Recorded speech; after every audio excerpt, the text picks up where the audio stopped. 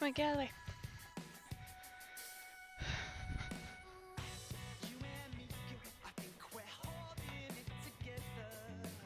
Did it come back on? There it goes.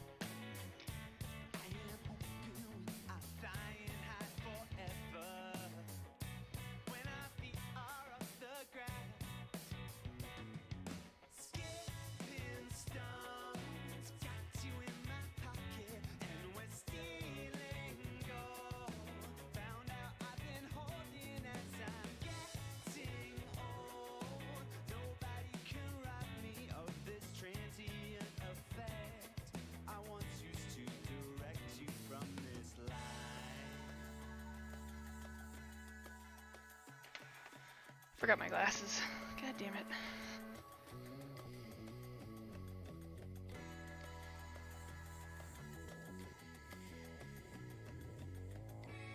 Yeah.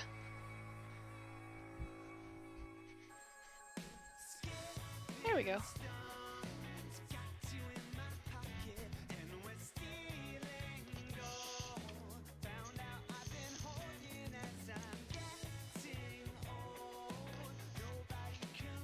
Hi, Vaughn! Hi, Flavo!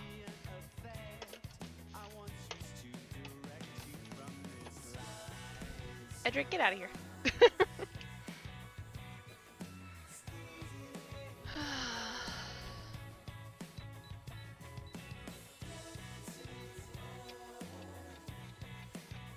Sorry, I'm a wee bit drunk and I'm super happy to see you. Oh, goodness. Why are...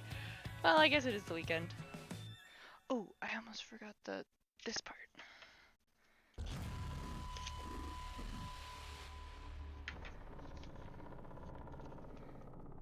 Well, I'm super happy to, I guess not really see you, but you know what I mean. To have you here.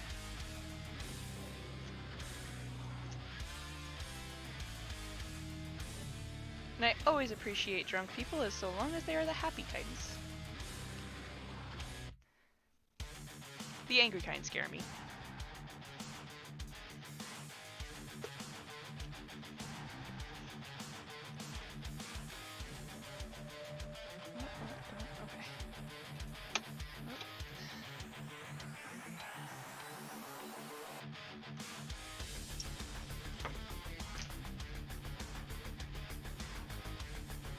Spritzer box. There it is.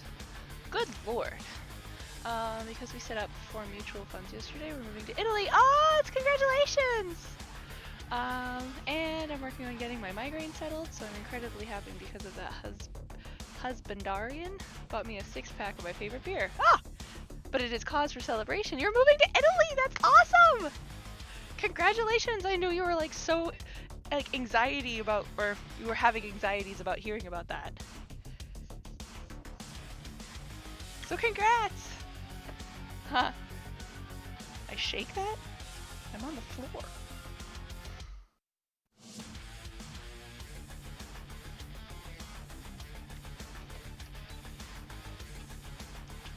Hi, kitten. No, you cannot sit in my box. Oops, sorry. Touched the camera.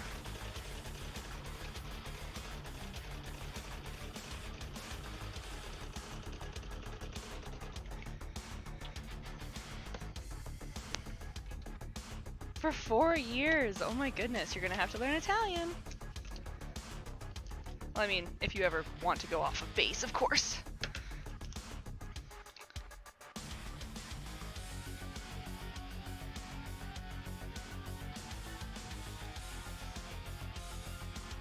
I'm so glad they're letting you go, though.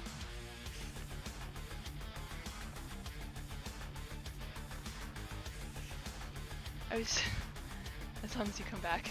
I was genuinely crying about it because when we first got the news, they told us I couldn't go with them. Yeah, I remember you telling me that I was going to have to spend a full year without getting to see or touch my best friend in the entire world, and it was breaking my heart. That's so awful. Now though I get to go with him and we can travel. Yay!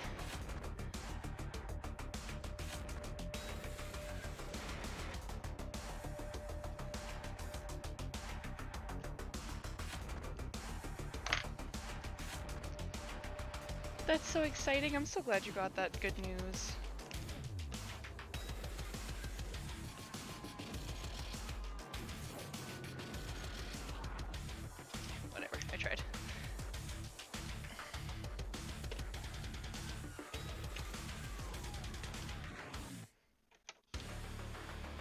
Well, if you're ever missing anything from the States that you can't get over there, which is mostly just a lot of junk food, you let me know and we will make you a care package.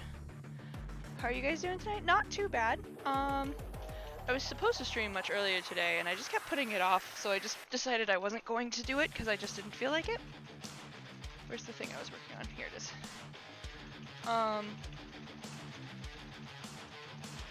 But now it's more like I really should. Got the urge to sew, so I'm like, you know what? I'm just gonna stream because it keeps me on task. I need red. And both of my reds have needles in them. Of course they do. Let's put that in the pink.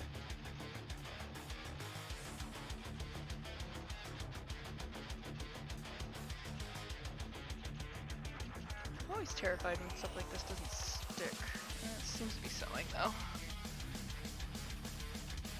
Don't sell a kidney? Wait, what? Why is there selling of kidneys? And yes, Edric, I'll be sure you're trying to get to home for TC even if I have to sell a kidney. Yeah, probably don't want to sell that. You're gonna need it. Like, yeah, we have two, but you're gonna need those.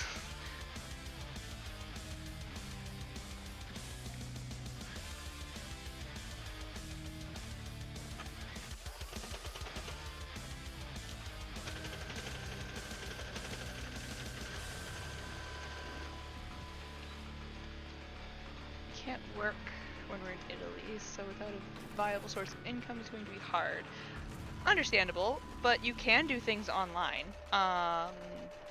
Although I'm not sure how it goes with like the American military involved, because like technically even if you sell online, you're supposed to need a you're supposed to need a seller's license.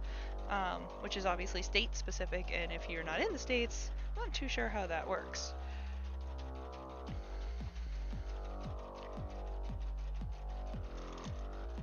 But you could always, Twitch does require legal paperwork too. Well, once you become affiliate and beyond. I'm not sure how that would work either. I have to get a visa, even for streaming. Yeah, see, that makes sense. But do you need a visa to have an online store? So she would be able to work on the base, Edric, but 9 times out of 10, those spots are like few and far between. And usually, like there's like a huge wait list for people to get in. At least that's how it's worked with people that go to like Okinawa and stuff like that. There's no base? Aha! Well, and there's a big problem. If there's no base, there's no place to work. There's no American soil.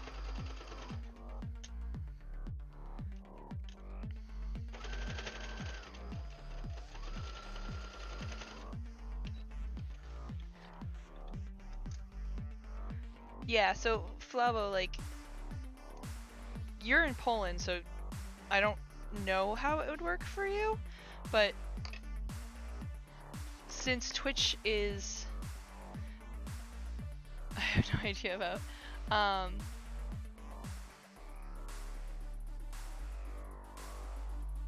yeah, so it's still a business. It's based on it's not based on where you live, so opposed as based on where you're resident, like where your paperwork is from, essentially. So like, even though I'm American, if I move to Canada, I can't work there unless Canada says I'm a viable source of income for the country. So I have to get like a visa. So I have to have somebody or a company in Canada specifically state I am so important, or whatever it is that I do cannot be found. Oh, do I have a kitty? Hi, Linky. Cannot be found in Canada, therefore they are paying for me to do it. Hi, dummy. No, you cannot come up. Well, yeah, but that's no. I just said no. Look at those nails. You need to get those cut. I need to cut those. She is like trying to. She's clinging to the edge of my chair and doing little bunny hops, like, get me up there. Excuse you. Yeah, but Bun, different visas do different things. You can't just get a visa and have it cover everything. Like, getting a visa for a dependent is one thing. That's just saying, like, you need to live there and have. It's kind of like a visitation visa. You get one just for even entering the country. Hi. Even if it's only for like a weekend or a month, it doesn't matter. You have to have a visa. Why do you have to get a work visa as a military dependent? That doesn't make any sense. You're not getting a paycheck. You're not doing any work. Yeah, the dependent passport covers you living there. You'd have to get a work. Yeah, yes. You have to get a work visa specifically. Hi. Hi. Can I just. I really need to work. It's super late. That doesn't mean sit. That doesn't mean love on me. That means I need to put you down. Ugh. Well, yeah, but getting benefits doesn't mean you get a work visa. There are dependent visas. Just like kids. You're just like a kid. But you know what I mean.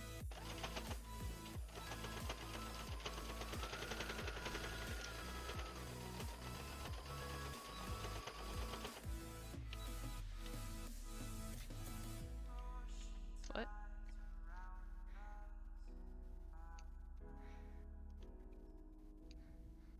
And I mean, even if you don't figure out the whole work thing, as long as the military's paying your husband enough for you guys to survive, who cares if you don't work for 4 years? You'll be in Italy! Freaking travel! Everything's within train distance.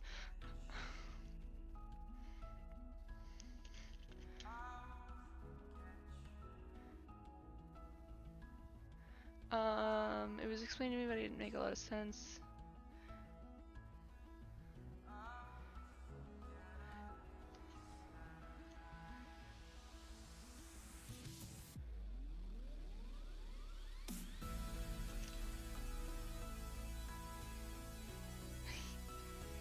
I'm sure you'll be able to make that work.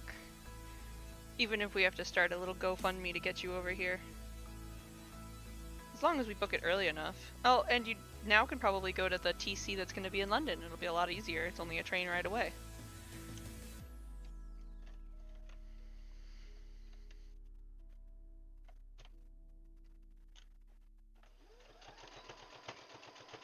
Yeah, I haven't had to deal with the whole visa thing in a very long time. The last time I had to deal with it, I think is when I moved to Canada.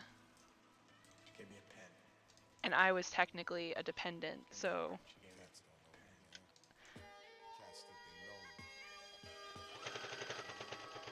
But I was like a minor dependent. I was under the. Was I under 18? No, I was 20.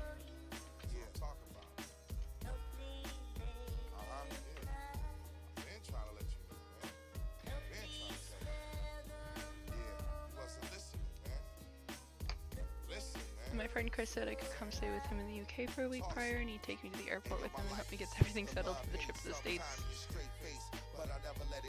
Cool. Ooh, what is this? This is not what I want to listen to.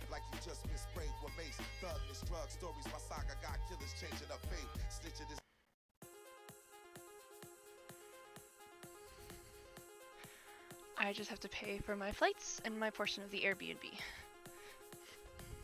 That's understandable. Okay.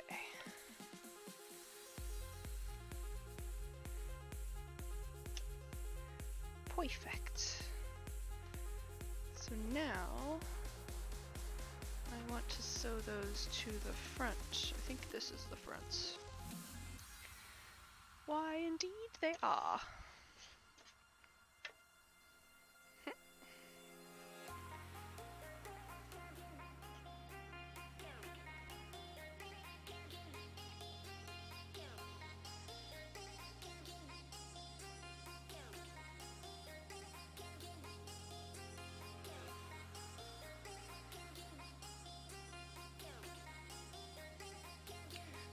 like I want to pull this down a little bit. Yeah, there we go.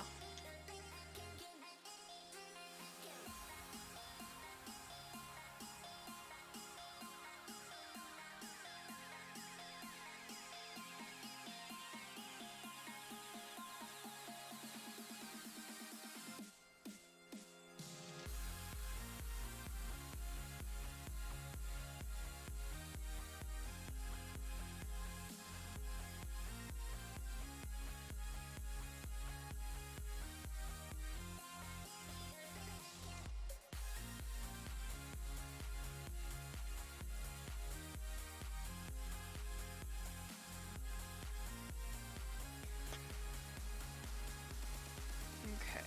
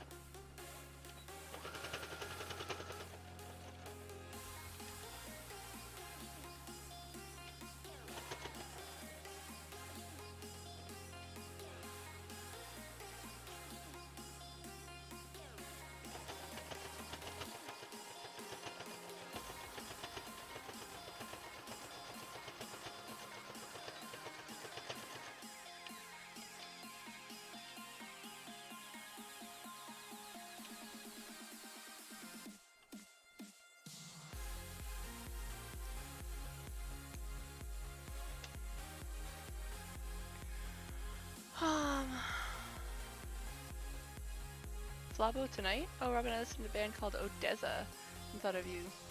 I'll have to listen to them.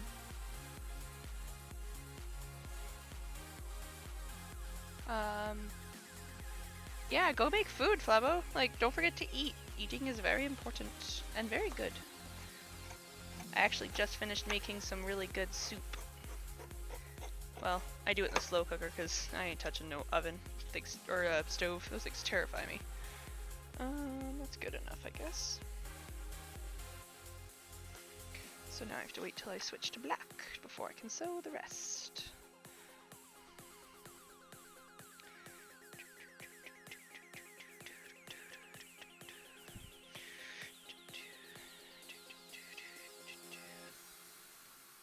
That should do it.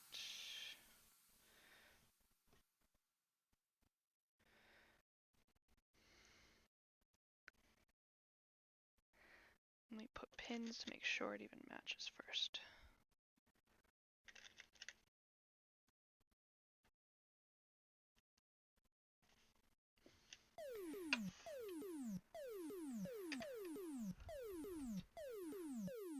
Where's the... oh, here it is. Okay, bottoms. Matches perfectly. Look at that. First try.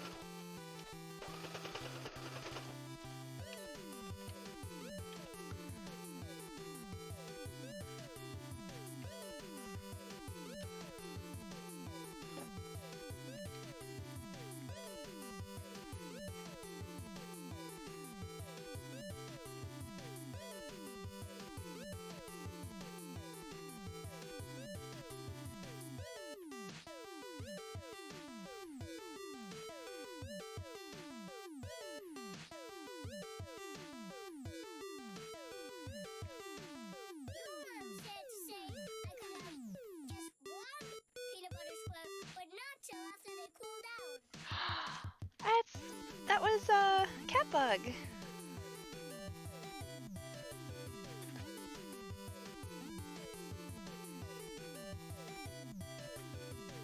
Okay.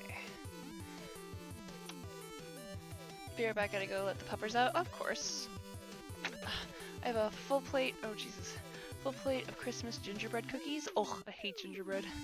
So it's more like I should get up and eat something normal. Yeah, you should probably eat something more than cookies. Or at least a cookie that's technically a strudel, so it has a little bit more of a substantial filling.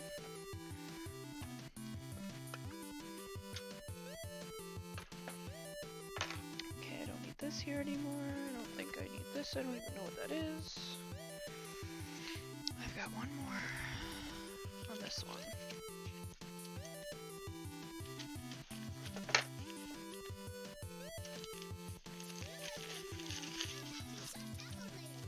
Ah, it's Catbug! I love Catbug.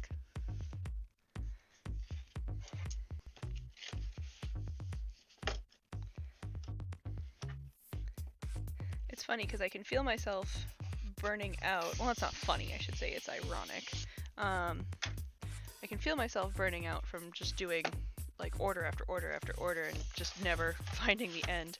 And I was thinking to myself, I'm like, what can I do to not burn myself out? Like, what do I need to do? Like, do I need to take days off and play video games? That just tends to add on more stress because then I'm like, oh, I'm shirking my responsibilities and being a complete and utter loafer. So I'm like, well, what can I do? And I was trying to think of what did I used to do back when I was doing 4 commissions a month. And I remember I used to have this quota where I would try to come out with a new design every single month, at least one. I just want to do it this way. I'm at the bottom, so this way.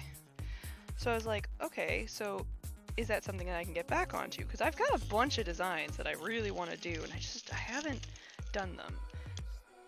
And I can't think for the life of me of why. Raid? What's happening? What? Georgia? Georgia, thank you for the raid! Hi, hi everybody! What up? Welcome to the hell that is my sewing room. Also, days off are important. Yes, days off are important. But at the same time, I'd rather just be doing something I enjoy. Like, either playing a video game, or creating a new design. And with so many games coming up, like Kingdom Hearts 3, I gotta make so many designs for that one. Oops, did I miss the mark? Yes, I did. I'm just gonna move it down a little bit. There we go. Uh-oh, am I out of fuzzies? Oh no, it's my last one.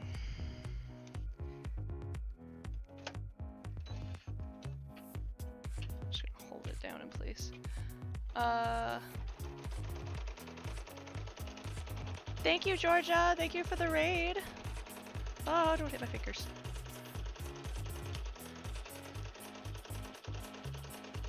Ah, my sticky. There we go.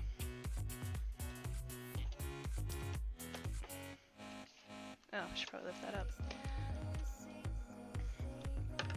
Ugh. Woo, upside down.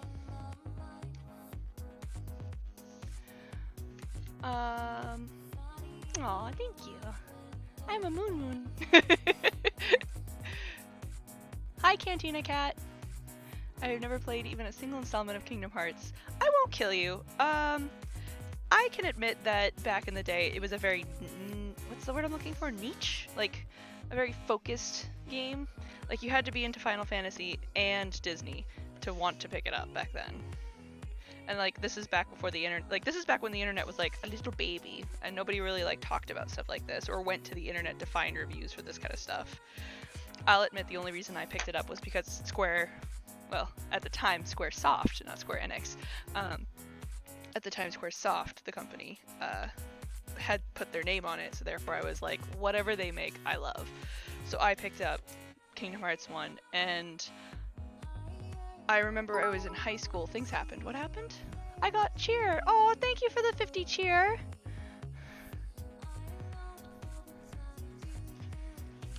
I still need to work on my badges, by the way.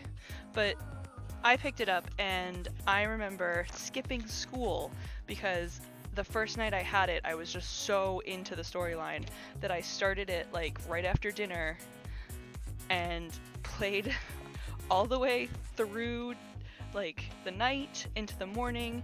That when my mom came like to pick me up, because it was before I got my license, it was like I think the year I got my license, she came to pick me up to take me to school, and I literally came out still in my pajamas, and she was like, "You're not going to school?" And I was like, "I'm sick. Cough." And she was like, "Whatever, your grades are good enough, I guess." And I was like, "Yes!" Went back in, played way more Kingdom Hearts, ended up passing out like by the time my mom came home from work, and I remember specifically having very vivid nightmares about the Tarzan map, like the Tarzan world. I remember playing against that final boss like 20 times, and I could not beat him, and I just remember he haunted my nightmares. I woke up screaming. I specifically remember it too very vividly because it was a chameleon that could go invisible, and Clayton rode on his back. Oh, my mom was super chill. As long as I got good grades, she didn't care what I did. She always said, like, as long as your grades don't slip, I don't care. And like for my birthday, every year she would pay for me and like 2 to 3 of my friends to go to Anime Expo, because we lived in Arizona at the time, so it was only like a 4 to 5 hour drive. So she would pay for all of them to go, and the hotel room that we always had, the Hilton, which was, this is back when it was at the Anaheim Convention Center every year. So it was literally attached. So we would have the best hotel room. She would pay for all of our food. She'd always give me like $400 to $500 to just blow on stuff. And it was like the best time ever. I looked forward to it every year. I want your mom. Can your mom adopt me? I will admit she has lost a lot of her chill as she's gotten older, but she'll probably do that. Hi, Zelda. She did actually adopt my brother. So halfway through high school, or no, was it my second year? I think it was my second year into high school, I got an older brother. Hi. No, you cannot come up here. Okay, I need to switch this.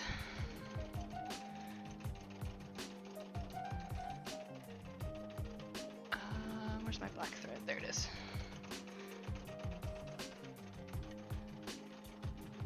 But I just remember like when Kingdom Hearts 2 came out, I was like so super excited, bought it, like beat it in a day. I don't think I slept. But I tried I tried playing all of those like games that came out in between. Started making noise. Like what was the first one? Chain of Memories. I think I have like 3 different copies of that, and they're like all in this area somewhere. Because I remember I bought one, then I thought I lost my Game Boy, so I bought another version of the game and borrowed a friend's Game Boy, and then I found my Game Boy with the game in it, so I had 2 copies. I don't know where the third one came from. I don't remember buying it.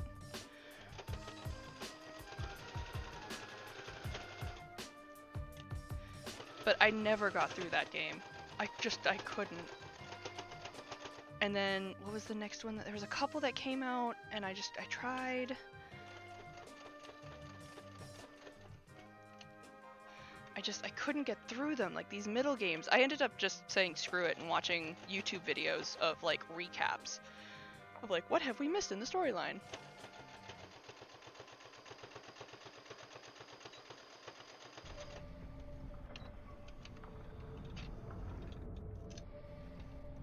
I know almost nothing about the pre-Twitch days.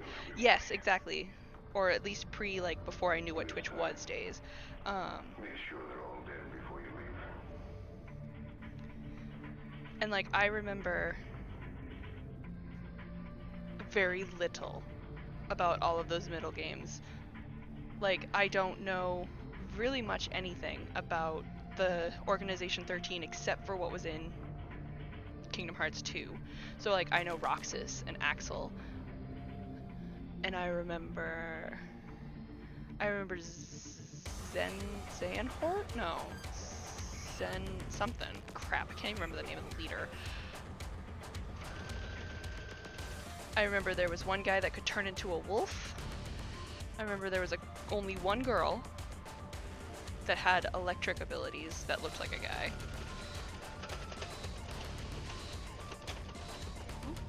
I remember there was one guy with long white hair and one guy with long pink hair. My knowledge is not very extensive, unfortunately. At least on the Organization 13. And then when you start to get to like, ooh, god, I can't remember the names of them. I remember one of them's named Aqua. But when you start to get to like that, oh god dang it, what is happening here? I'm gonna turn it this way. Like Aqua and the one that looks like Roxas and the one that's supposed to look like Riku and Sora if they had a baby and he got older. I know nothing about their storylines. Perfect. So now I'm going to take the back and attach it. It's all covered in fuzzes.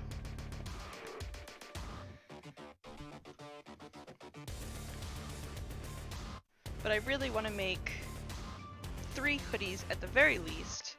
Oh, fuzzy. I want to make a Kairi one, a Riku one, and a Sora one. And since all of them have like short to no sleeves on their hoodies, I kind of wanted to make mine not reversible, but interchangeable. So I want to put zippers on them so that like you could just unzip and then have a short sleeve or a long sleeve. I'm not gonna lie, I remember playing Kingdom Hearts 1 at one point in my childhood and then like it just disappeared off the face of the earth, and anytime I tried to figuring it out, I'd talk to someone, they would all call me crazy because the way I would describe it was like, what was that one game with the boy and the giant key running around with Disney characters? That about sums it up.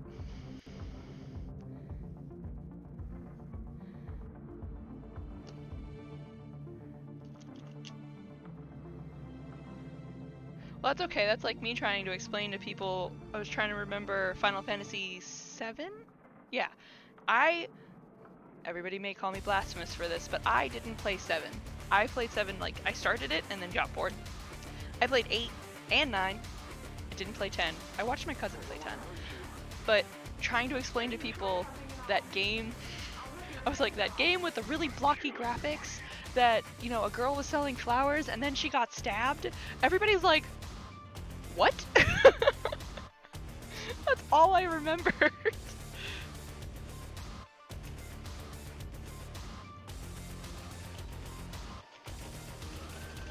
Actually, honestly, if it wasn't for Kingdom Hearts, I probably wouldn't even know Sephiroth had a wing.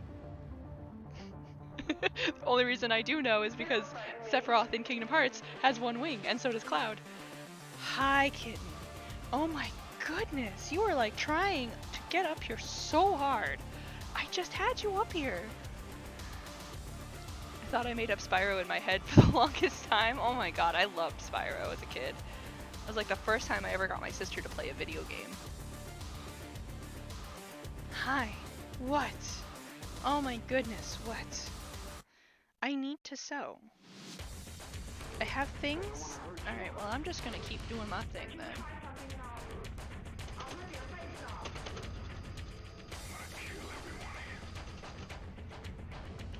This time, make sure they're all dead before you leave.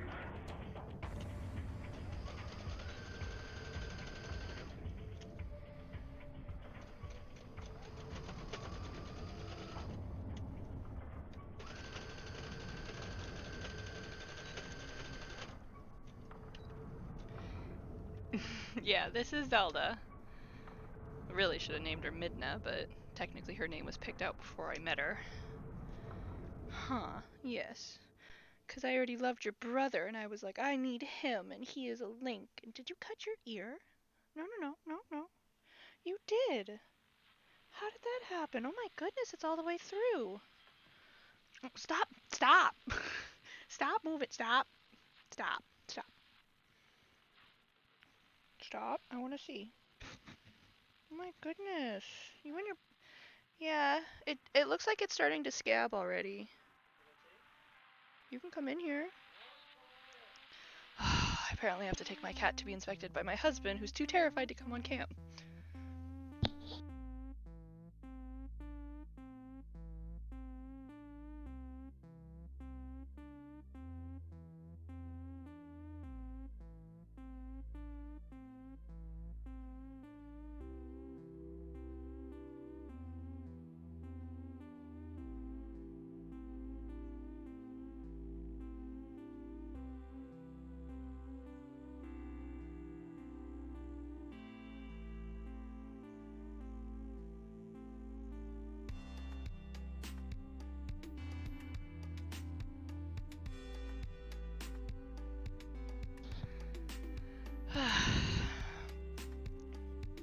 No, she's not bleeding right now, so it doesn't look like it's fresh. It's already started to like scab over. But it's like this little flabby part that's right here on their ear, like a little tiny hole. So it's completely cut all the way through. And there's a little bit of a cut on the main part of the ear, so her brother probably caught it with his claw. But it is healing together, so I don't want to like fuss with it. I don't want to like cause it anymore.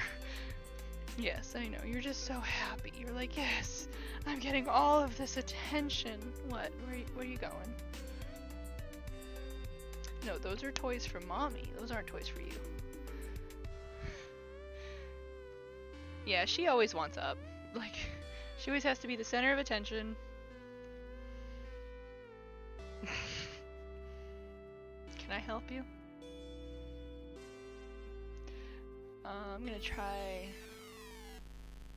Revengeance after your stream today. I wonder how it would be. Excuse you! I wouldn't step there, there's pins. Zelda, what's this? What's this? Is this a camera? You wanna say hi to the camera? Look at that! There's Kitty! Please don't lick it. I don't think I'll ever clean it. It's been so long since I last picked up a new video game. Oh yeah, definitely. Oh, don't look at the kitty butt. She rubs it on my sewing machine. Excuse you.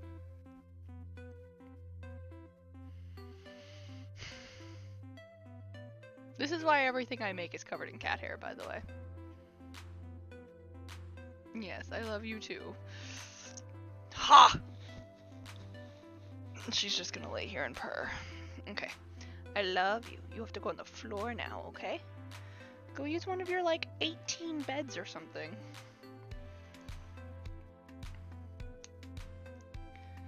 Okay. Her brother's even more adorable. She's actually, like, on the stupider side, but she's so cute.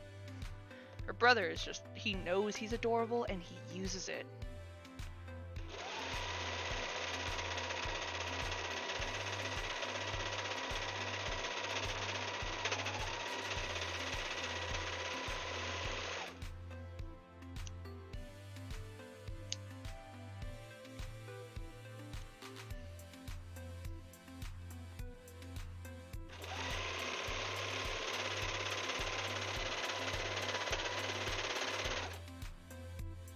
Lose a needle?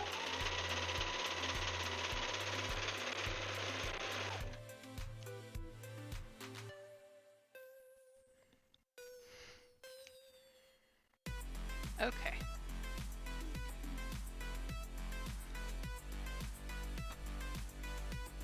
Oop. Actually, before I do the sleeves, let's get the next spot.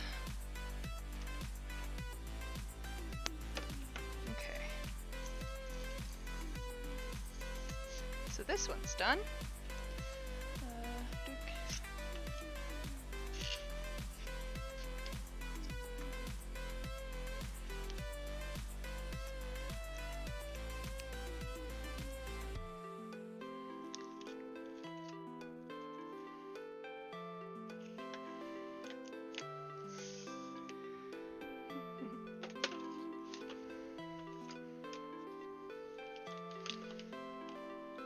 Come on. happen. There we go. Also, I shamelessly promoted your work today when my friend asked me where I got my Halloween makeup bag from. Aw, thank you! I have a bunch of extras of those that I really need to actually, like, put online. Because they're not doing me any good just sitting in a box over here. Layout. Oh, I have to...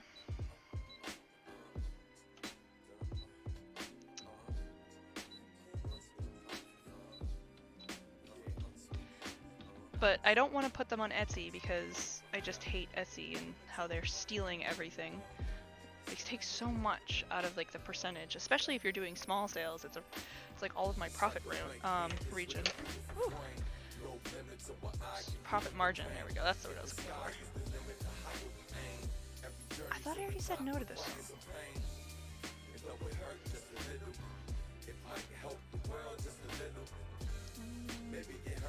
There it is. I would totally buy another. I actually have I have so many, like, right after the con was over, like you can actually see it a little bit from here. All of this fabric is brand new and never been used before, and there's so many cool designs in here.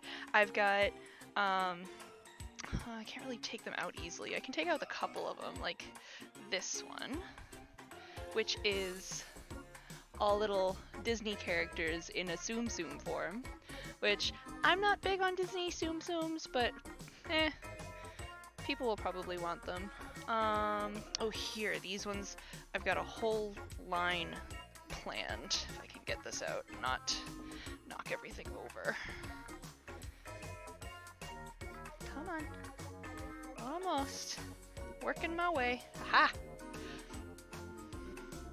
Slytherin. Ravenclaw. Gryffindor. And Hufflepuff. But instead of just doing these, like just with this fabric, I'm going to pair them with the same color in a basic cotton, and so it'll have like the corners, like here. So I'll have the corners of the bags, like where the red and the purples are, will be like the house colors, like the green and black, or no, green and silver, or like red and gold, and then I'll have the pattern in the center. Yes! Ravenclaw for the win, that is exactly what my house is too. And then I've got a couple other, I think I've got like 2 other Harry Potter fabrics. I've got one that has the Deathly Hallows symbols on it, and it's all black with just the gold Deathly Hallows, and the Deathly Hallows are like foily. I love that. I've got 2 pirate themes. I've got another coffee cupcake sewing theme, which I liked. I've got a donut one. I've got 2 musical notes, like 2 different musical notes patterns. So I've got a bunch of bag designs that I want to like really get to work on. House pride demands I. How dare you? Slytherin. Ugh. Ravenclaw. Thank you, Georgia. Okay. Oh, I was gonna wait to do the sleeves because I was working on that, but I didn't start because I don't have any of my little pieces. Zelda. She's laying on my purple fabric for Spyro. Oh, whatever. At least it's my hoodie. Yes. Oh, Fuzzy just fell. Fabric.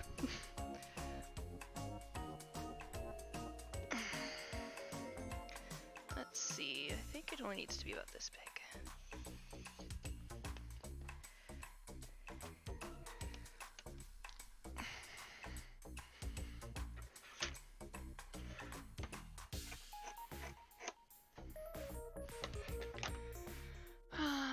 I just need a spot to size it by.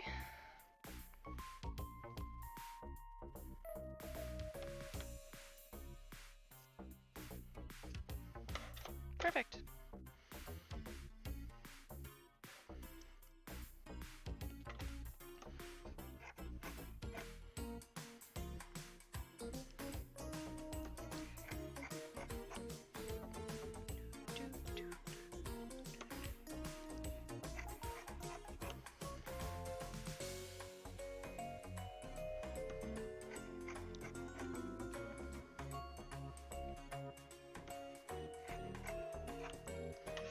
Okay.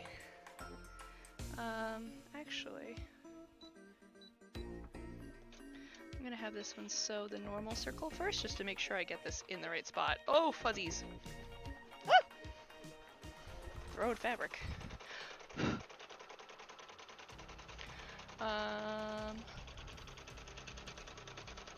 Fudge. Hate when this thing gets stuck on thread. Give me the thread. What does that say? Why does the take my money meme exist? I do actually love seeing that meme though, because it's really funny. But I will admit, every time I post pictures of new designs, oops, or just even commissions, I often get people sending me that. And it's like, I would love to take your money, but I have no time. Ooh,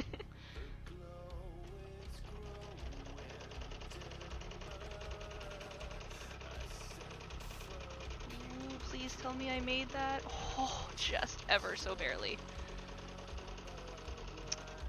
Made that a little bumpy, but that's okay.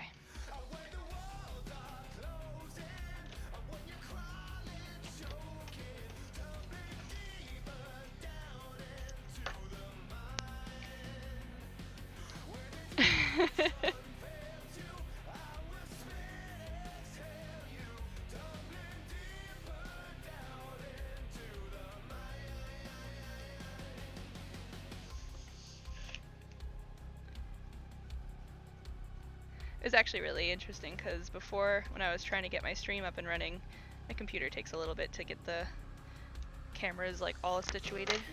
I was sitting here staring at all my charms and I'm like, I need to make something that I don't have to physically actually sew or make in order to meet orders, so that I don't have to take more of my time away from like doing commissions and hoodies. So I need to do something like a charm where like I would just send a piece of artwork and somebody would print it and do all the work for me, and I could just sell. So I was trying to figure out like, well, I don't sew, or I mean I don't draw, what can I do? And I'm like looking around, and the first thing for some reason that came to my mind is I just want to make sure that's doing what it's supposed to. Yeah, it is. Okay. I have these little, let me see if I can get them on camera. Nope. Hold on.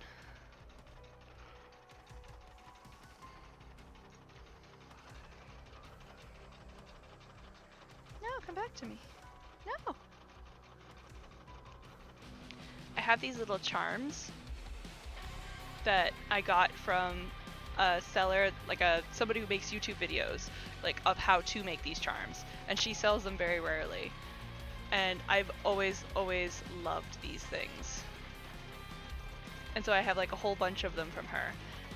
But they're all handmade. There's nothing that like she doesn't have like molds and stuff that she uses. But I'm not that good. I've tried. I really did. So I was like, okay, well, if I were to make something like this, and I did make a mold out of it, what would I even want to make? And the first thing that popped into my head was I've always wanted little charms of video game controllers. So then I'm like, well, how can I make those where I don't have to actually make them every single time someone orders one? And the first thing that popped into my head was I have a friend that has a 3D printer. Oh, I should be sitting and sewing. I have a friend that has a 3D printer and also does modeling, like 3D modeling. So I could commission him to make me the 3D models, print them really, really tiny. I will do all of like the sanding and final prep, and then I will mold them so that all I have to do is pour in resin of like whatever color I want, pop it out, and then I'll probably add the buttons after and like do them out of clay so that like if I do the controller in like a cool space color with like a little bit of a see-through aspect to it, the buttons won't be the same material, so you'll be able to easily see them. So this goes on the right arm, and this is the right arm.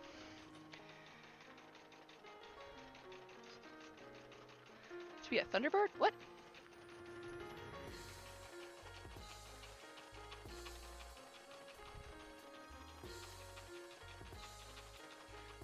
Clay charms are so adorable. I've always been obsessed with them. There's a cat touching my butt. Hi, lion. Hi, my lion. No, buddy, you can't come up here right now. I'm sewing. I'm sewing. Aha, nails and butt. That hurts. You cut your sister's ear. He's not gonna take no for an answer, apparently. Ah! Ooh, nails right in my side. Come here. Oh my goodness, you're so big. Oh. Yeah, this one doesn't... It doesn't help that he's also like 3 feet tall when he stretches, so I can't, even though I'm on a high-end stool, I can't get away from him. That's mine. I need that. I was actually working on something and now I've lost where I was because of you. I hope you're proud of yourself. Don't go in there. Thank you. That's not for kittens. No, he doesn't want to just be a part of the sewing process, he just wants to be a part of me. Honestly, if he could osmosis into me, I think he would be so happy.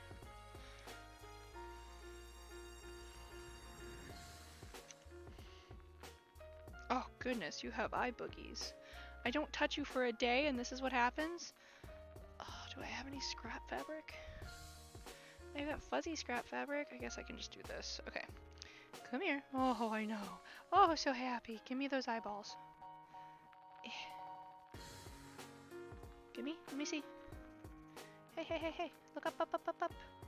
You have to look up with your eyes open. I need to see. Oh my goodness. Oh my goodness. Okay. Oh, this one's gonna be a wet one. Ugh. You, sir, need to frickin' take care of yourself. The only thing he knows how to clean is his feet. Okay, we good? Can I keep going? You just gonna sit there and judge me?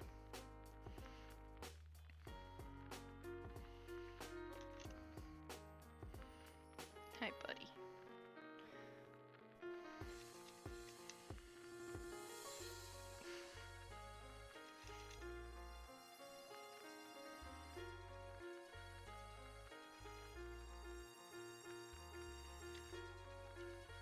It's really hard to do this when I can't just... No. No. Thank you. Yes, I love you too.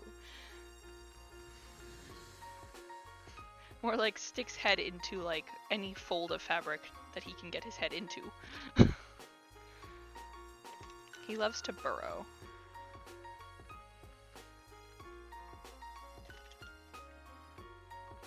He loves to burrow and he loves to lay on his back.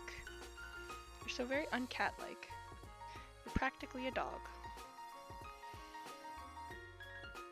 Or a small child as you sit here in my lap.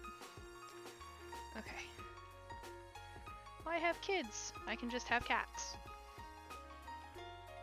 It's like the same thing, right, Linky? That's my microphone, don't eat that. It is like having kids. Whatever it is, don't put it in your mouth.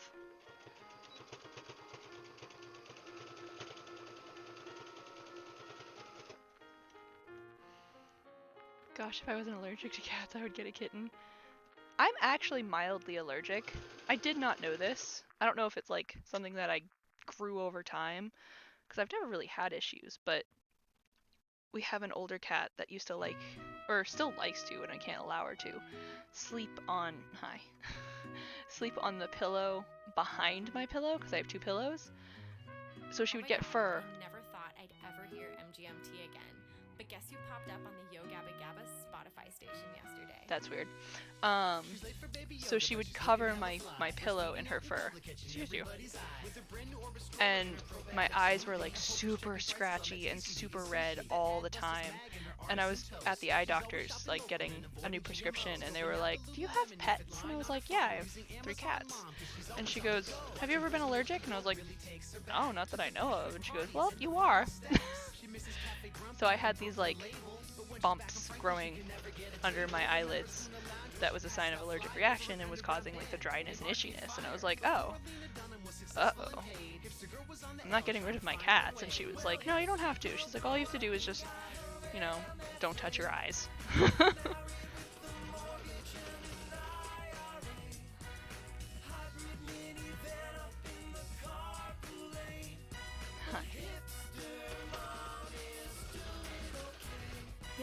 I love This you. may Oh seem my like a stupid goodness. question, but is breast milk vegan? Can I call you back in a bit? I have to Skype my lactation consultant. She looks so good when she shops organic, cause she cares about her baby and the future of our planet. But life has gotten hectic now that she's become a mom. Though the charter school waiting list isn't all that long, and the Mandarin immersion that they offer every morning combines a bit of Waldorf and a bit of Montessori. And the rooftop playground has an urban petting zoo with recycled wood chips and a Manhattan view. Cause her Greenpoint sublet had to go. Bedford got too crowded and she'd seen enough shows, so she married a designer and moved to Park Slope. Found a nice brownstone and they took out a loan. And her Etsy store has been doing great since Ellen Page Instagrammed her diaper bouquets. Before the Starbucks His Ellen breath Page smells soy vegan. latte. I know, I was kind of curious about that Trying to too. find her way. Well, hipster girl grew up and got her MFA. I'm just gonna cover you in fabric. He's like, oh. Oh, is breast milk vegan? That makes so much more sense. Because I totally heard his breath smells like vegan. And I was like, what? I have no idea. It's whatever Pretzels is playing.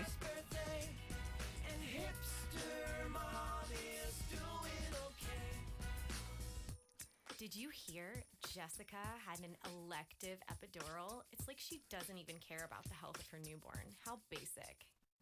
No more TV on the radio, it's NPR, where she heard the interview in her husband's car with her ex-fiancé who had gone EDM. But ever since her wedding, it was hard to stay friends. And his co-ed hoodie with the dragonfly, she kept it in her closet as the years went by.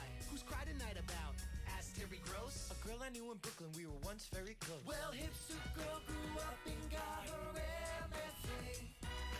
Married with the mortgage. Excuse me. Excuse me. He's burrowing.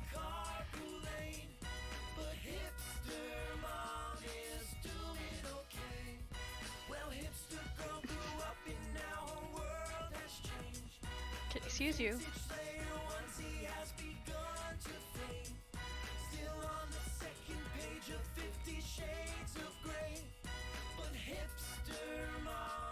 Wait, what's wrong with Coheed and Cambria? I love Coheed. Oh, I'm the same way. Of course I'm not going to let her wear pink. Didn't you see the Huffington Post article on Facebook this morning? Gender roles are so passé. Okay. That's why I'm siding with Blossom on the whole Frozen controversy. Hold on. Have you seen Blackfish? It is so sad. There is no way we are ever going to have a birthday party at SeaWorld, ever. Do you think the gold iPhone 6 clashes with her indigo aura? Ugh.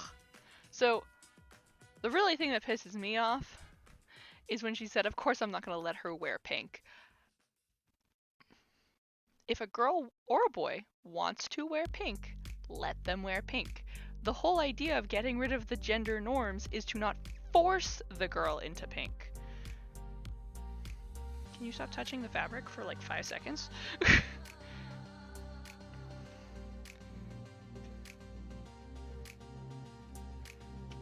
Like, pink is not the problem. It is the people that were forcing the pink on certain people that is the problem. Don't ban the color. Ban the practice of the forcing of the color.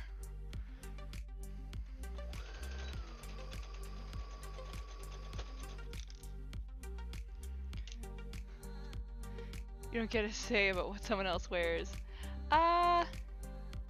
Yes, pink used to be a male color, that I agree with. And as a mom, you do get a say what the kid wears, because you're the one buying it. And whether or not they like it, they have to wear clothes. Trust me, I should know. I had to wear a lot of pants and clothes I did not want to wear.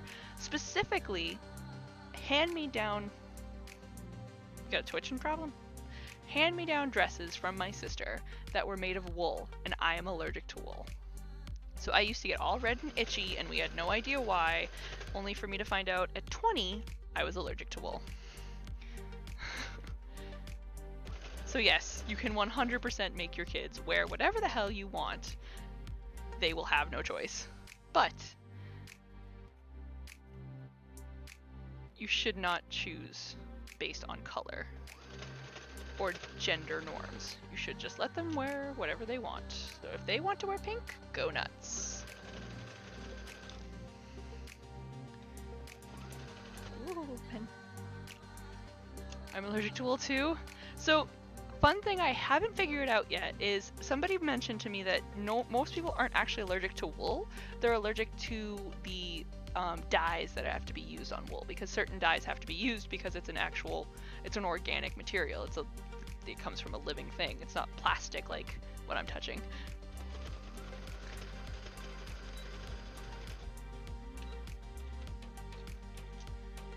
It's just like, hello. It's just like how if you ever go to dye anything and you get like a dye from a store, you can get poly dye or regular dye, like usually RIT dye or I dye, because one works on organic materials like cottons and wool, and one works on plastics, which are polyurethane, polyethanol? Is it polyethanol? I think it is. Fabrics.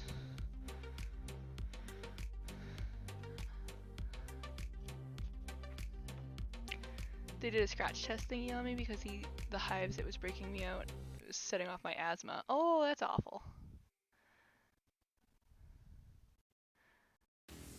Wait, you're allergic to fleece? Like, as in, like, wool fleece? Or, like, the fleece you can buy in stores that they make jackets out of? Because fleece is just plastic. So most people aren't allergic to the fleece. Like, the fake fleece stuff, not real fleece.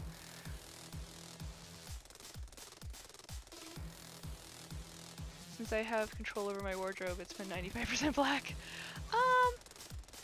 I was gonna say, when I was in high school and I had control over my wardrobe, it was like all black t-shirts and jeans, because it was the easiest things. Now that I'm older, I'm trying to get more color, because I like for instance, a yellow shirt. I think this is like my only yellow shirt. I'm trying to get more color, because I do like colors. I just don't have a lot of it. And as far as fleece jackets go, it might be the material, like it might be the what do you call it, the chemicals that are on it from the factory, things that they use to do cleaning, as well as heat treatments to make sure that the fleece that it's already like pre-washed after it's been through all the machines and everything like that, because I've had reactions to clothes when I buy them after I wash them. And usually, especially with thicker fabrics like fleece and sweatshirt fleece, I have to wash them a couple of times before I get like all of that stuff off of it. Excuse me, Linky. I need to use a really loud machine. Yeah, I don't think I'm allergic, but anything that has a really high fragrance, like a really strong smell, I get nauseous if I'm too close to it for too long. So like wearing a shirt that has a really strong fragrance, it's like, whew, way too much.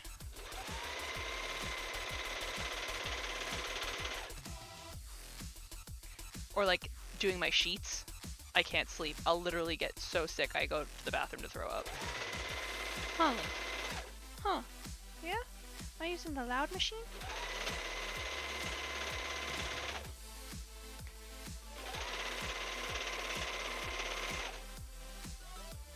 That's why I don't, like, after I make the hoodies, I don't wash them, because I don't know how anybody else will react to my detergents. I only wash them once after, when, like, not the hoodies, I wash the fabric once I get it from the company I ordered it from. And that's mostly just because I want to make sure all of the extra dye is out of it, so that, like, if this was white and red, like my Voltrons, when you wash it, you don't bleed. It doesn't bleed.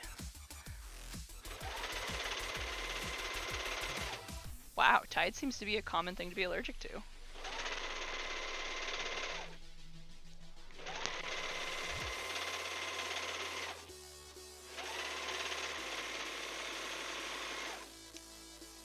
My cousin's actually allergic to those Tide, not Tide pods, but the Tide, like, balls things that you put in with the dryer.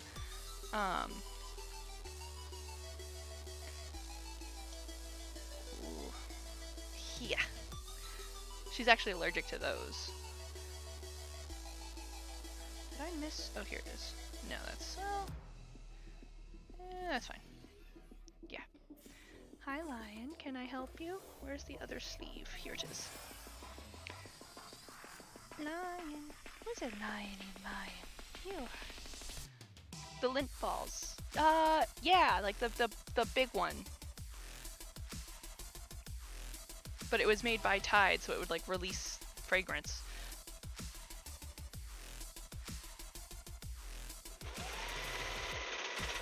Actually, a friend of mine was telling me, because I still use dryer sheets, and a friend of mine was telling me, she's like, oh, it's so much cheaper and better for the environment if you use like this wool ball. And I was like, that's great. I can't touch that. She was like, oh yeah, that's probably not gonna work out for you then. Oh, do you want to get down finally?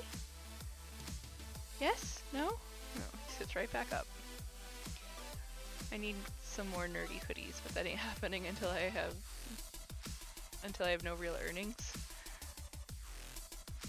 Tide, Gain, and a few other random laundry detergents. We have to use all and Downy or I'll be covered in hives. I love Downy. Downy is so soft. Like, it's so gentle and everything like that on fabrics. Hi.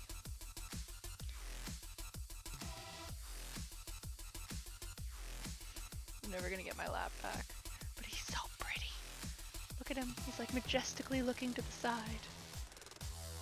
Are you being majestic?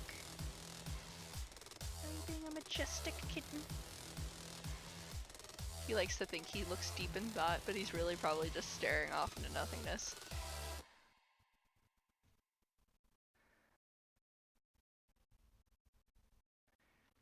Hi. Tide actually does have a, what is it, fragrance free, and there's a bunch of other things. It was like, it's the white bottle specifically. I've tried that one and haven't had any problems, but if you guys are specifically finding that it's Tide that you're allergic to, I probably wouldn't try it.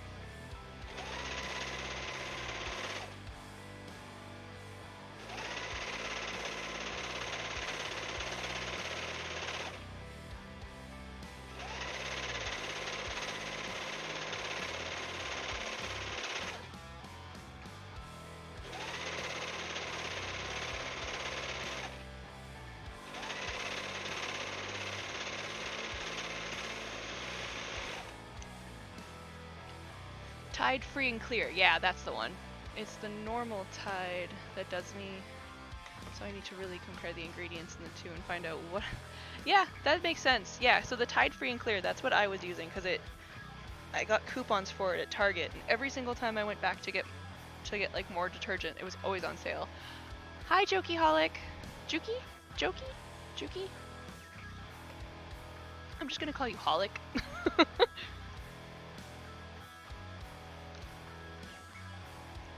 Okie dokie.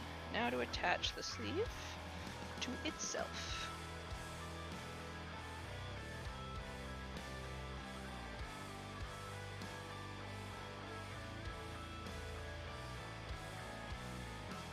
Holic is fine. Okay, cool.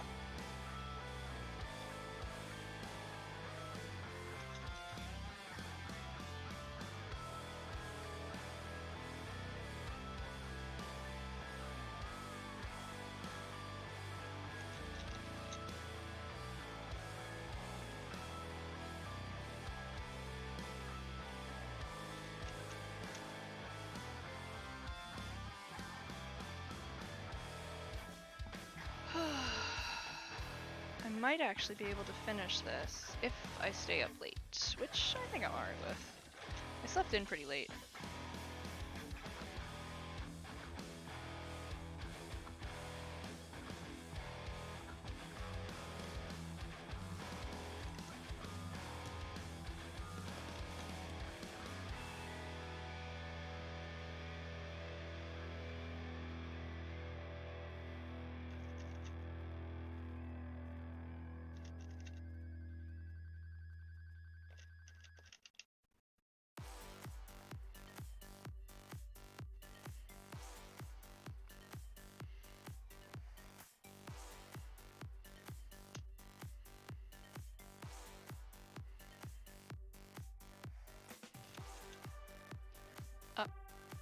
So unsurprisingly, I am both Slytherin and the Horned Serpent. What is the Horned Serpent? And what are you talking about? How are you unsurprisingly... Oh, did you do one of those tests? Still have never done one of those.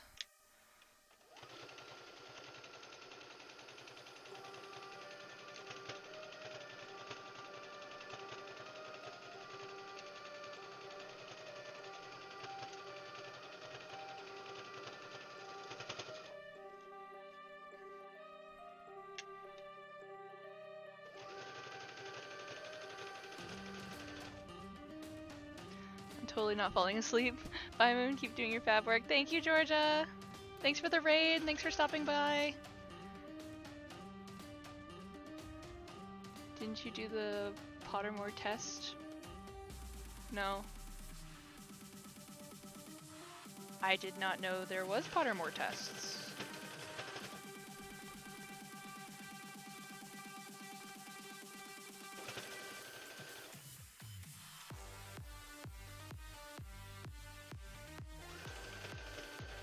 I chose Ravenclaw because I wanted it.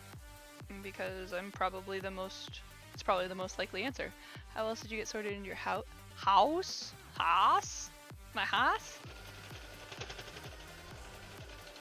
I chose it. And lest we forget, the Sorting Hat takes your choice into consideration, or else Harry could have been in Slytherin.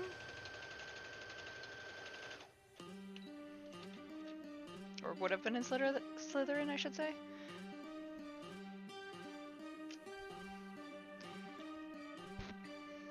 Because as the Sorting Hat said, it said, if not Slytherin, then Gryffindor. Perfect. Look at that. Lines up perfectly.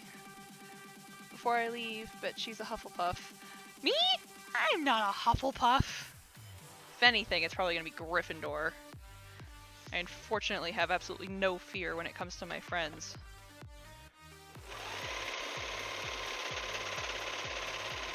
I've learned that's only gotten worse since I've gotten married. Because now anytime my friends are like, oh my god, I think he's cute, I'm like, you should go ask him out. And they're like, oh no, I couldn't. I'll do it, excuse me, get out of my way. I got places to be! I can definitely see you as Ravenclaw.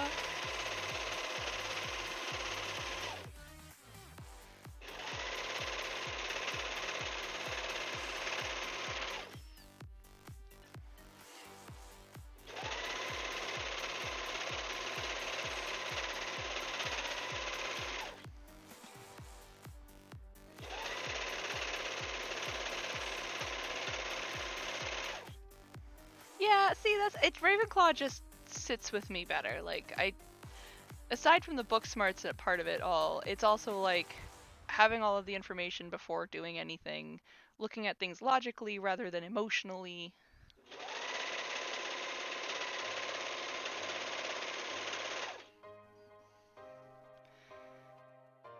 Like, there is one thing that I say and my mother gets so angry. Oh, I didn't see if I matched this one up right. Yeah, it's good enough. My mother gets so angry every time I say this, is fetuses, like unborn children, like while they're still inside the mothers, are parasites. And I don't mean it in a sense of like you have a tapeworm. I mean it in the sense of a definition of what a parasite is, where it has to attach itself to a host or inside of a host, and it cannot live outside of that host because it relies on the host for nutrition, for nutrients that it can't otherwise get on its own. That is what a fetus is. Ravenclaw is also the best because it's blue. Babies are kind of like, because babies can live outside of the host. They don't need a mother.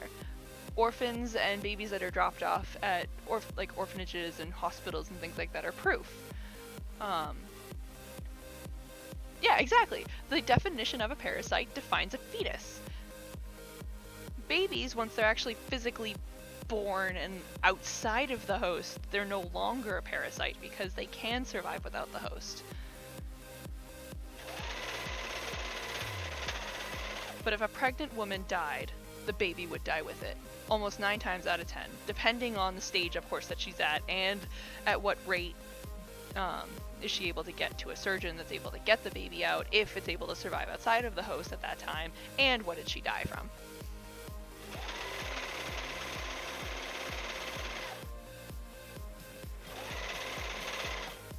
You can't talk about it?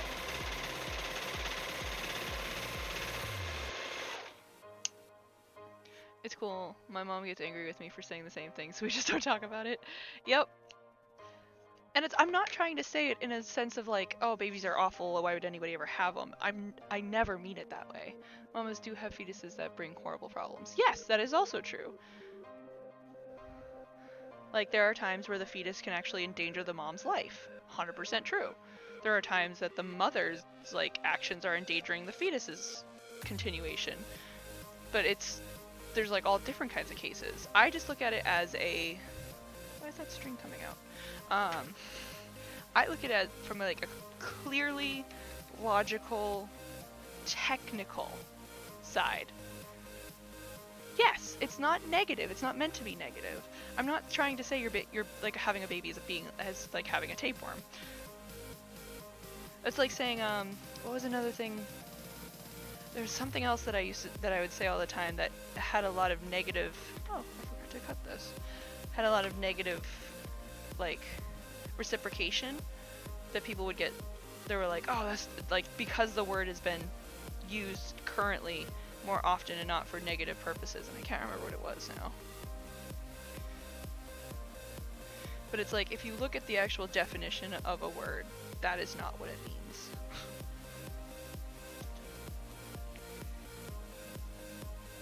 My mother is mad at me whenever I speak about my mind about something. Oh, that's awful. I've had a miscarriage twice and it doesn't change my stance on a fetus being a parasite. Oh, I'm sorry about that, Bun, though. It's never something you ever should have to go through, I should say. But I mean, so many women do. It just sucks that you have to go through it. Sorry. But yeah, no, I've had multiple friends that have had babies that have agreed with me. But then there's also like those women that I don't know what it is about that word, but the second I say parasite, they just lose their mind. Like, how dare you? You don't understand the miracle of childbirth. It's like, you're right, I haven't gone through it. Doesn't change the fact that science is science.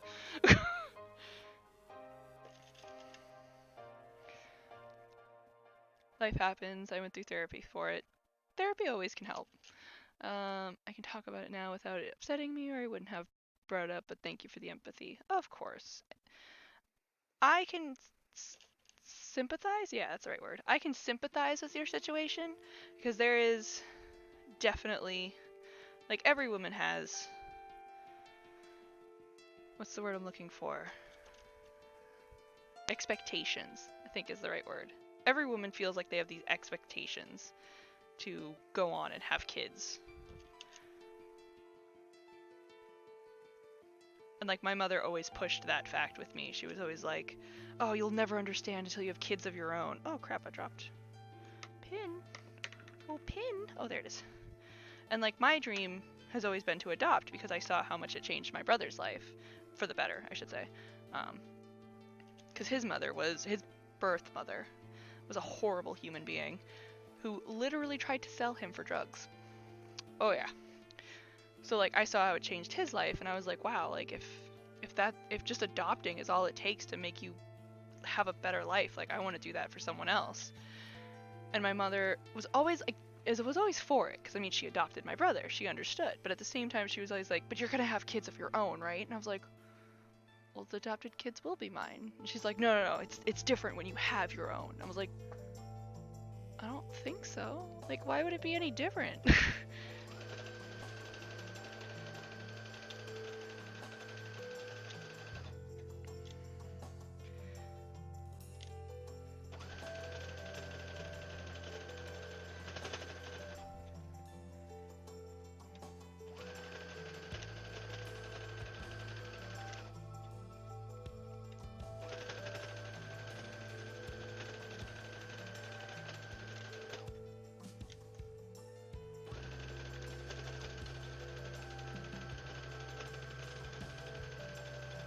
Oopsies, dropped it.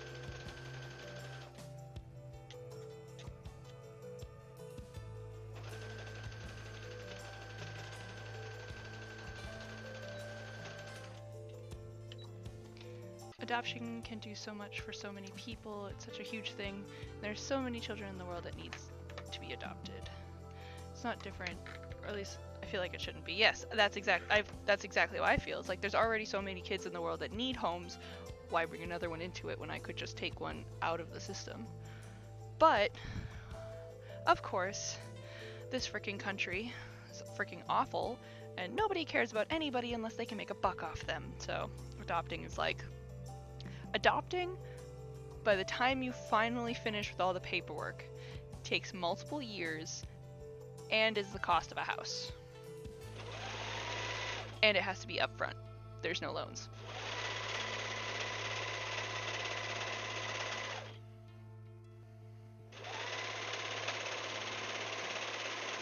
Well, I mean, you could take a personal loan. I want a kid. I want to adopt a kid. Yeah. Like, my husband and I have talked about it. We both want to adopt, but at the same time, like, we don't have... I mean, it's $5,000 just to put in an application. Like, that's to hand somebody a piece of paper. That's not even to get, like, that's not saying, like, you put in an application and they're going to automatically match you. That's just to even start the process, and you might even be denied and you don't get that $5,000 back. They take that just for filing the paperwork. That blows my mind. So it's $5,000 just to do the paperwork. And then it's $20,000 if they match you with a kid. And you don't get to choose anything about the kid. You can't choose the gender, you can't choose the race, you can't choose anything. So, like, my husband's Asian. Why wouldn't I want an Asian child? Like, I would want him to, or him or her, to assimilate into the family. It'd be easier if they looked similar. But I've had agencies literally tell me that they will not even talk to me if I have a race in mind. And it's like, how dare you?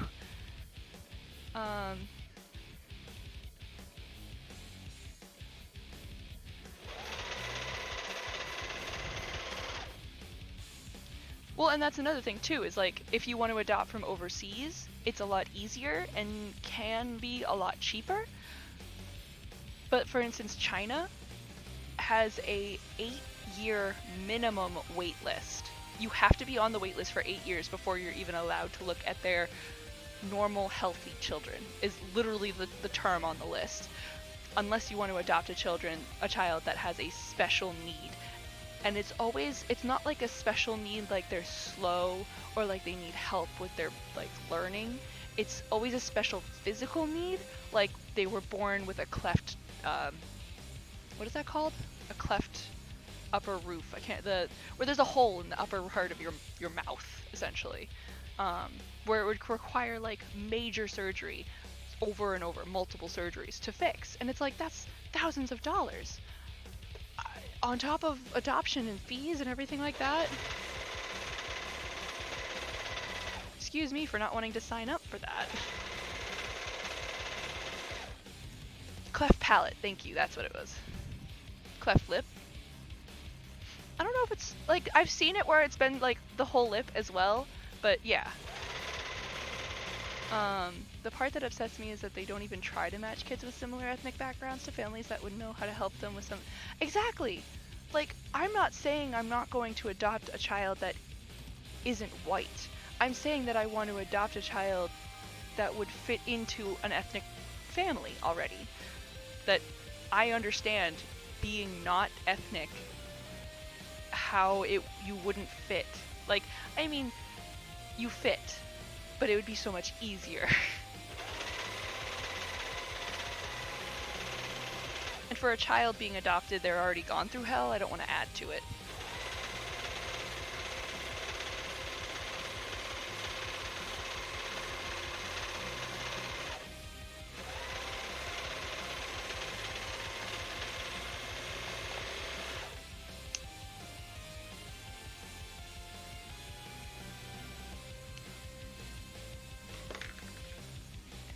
Yeah, go ahead. It's okay to talk about your job. Pollock, you're out. Cleft lip is different. Cleft palate is much more expensive procedure than fixing a cleft lip. Cleft palate is reconstructive surgery, whereas a cleft lip is mostly cosmetic. Yes, okay. So yeah, the cleft lip is where like you just see it, but you're still able to function. But cleft palate literally is like you have a hole on the inside of the top part of your mouth, where there's not supposed to be a hole. Okay.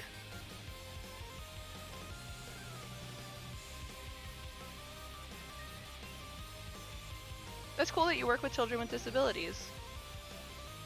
Are you like a social worker, or are you like a special ed teacher? With men with disabilities? Like specifically just men? I didn't know that was a thing. I forgot the rubber bands. I think I have some in here. Oh, ho, look at that. I think this one actually will fit perfectly.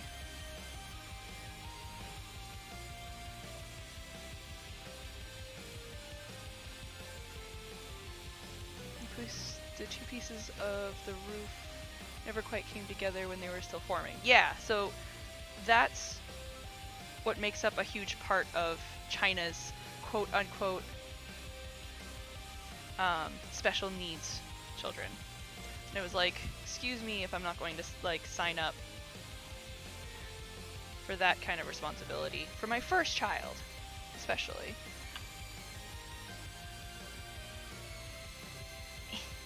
I'm just gonna use my face. That's cool, Hollick. My mom's actually worked with the homeless and the mentally ill and the mentally insane for my entire life. And there was a short, brief time, a couple of years, she worked with children, and that destroyed her. Just thinking about the children that were, beyond saving.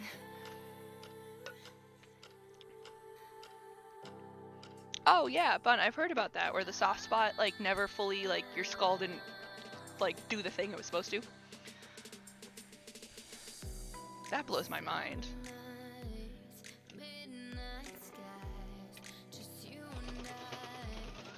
Like, I actually went to high school with a guy that had, I don't know what the name of it is, but, like, so your ribs come up and they connect to this one bone, a breastbone, essentially. He didn't have one. And so, like, you could literally poke him right in the center of the chest and go all the way, and you could, like, feel his lung. It was like, ugh! He ended up having to go for a surgery and get a metal rod put in place.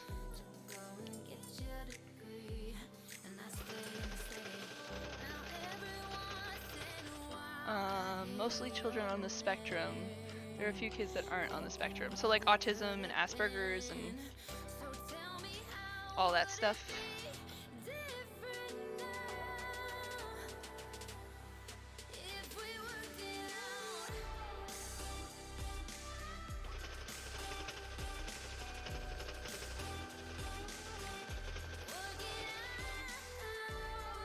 Yeah, I used to work in disability services, translating textbooks in a college into an alternative formats, and in order to interact with the students that we helped, we were required to read up on all the disabilities. Huh, that's pretty makes sense. We don't say Asperger's anymore. I'm pretty sure that's not how it's spelled. But, okay. Are you sure? Because I just went to a class not, like, last year that still used that term.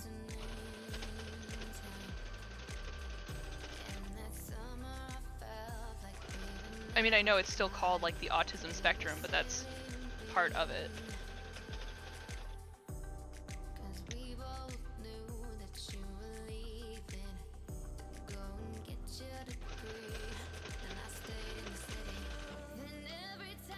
It's kids with disabilities on the spectrum.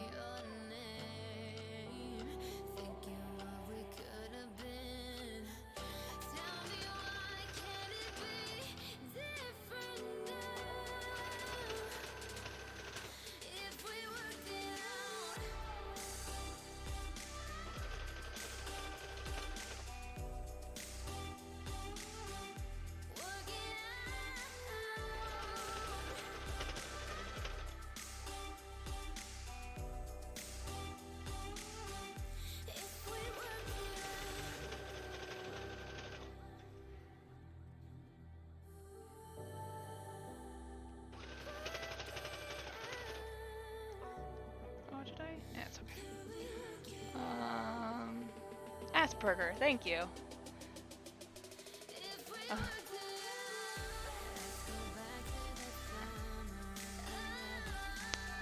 Nobody said you were being shitty, Alec.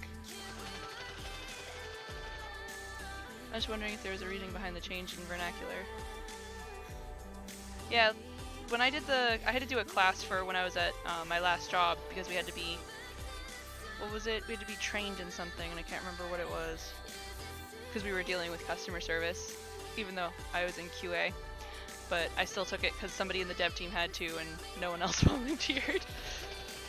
So I got stuck with it. Yeah, they were still using the term then. And that was only last year, so. Okay, so there's definitely a difference in how much I pulled this part versus this part. Let's see if it makes a difference when I look at it.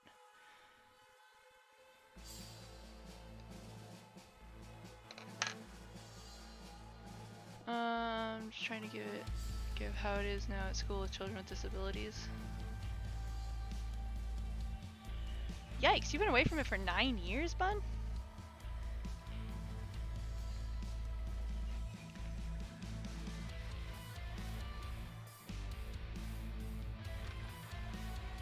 Okay, so that's still good.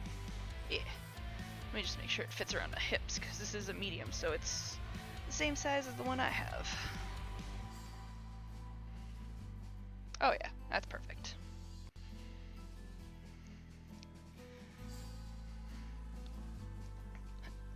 I actually have some genetic problems that came from my mother. Autoimmune diseases are awful.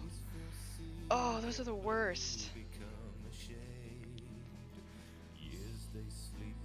My mom actually has psoriasis. It's very, very mild though. Yeah, it's a Ladybug hoodie. Yeah, my mom actually has very mild psoriasis.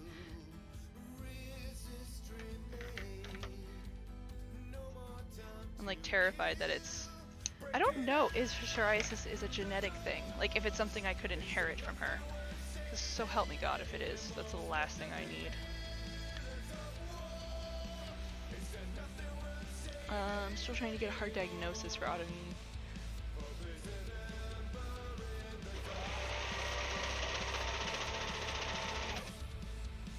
Might be easier actually once you're in Italy if you can go to an Italian doctor, because they really don't care about that kind of stuff over there. Like they don't care about like not diagnosing you correctly, whereas here in America, like I don't know why, but people just don't want to diagnose you with things that are going to make your life easier.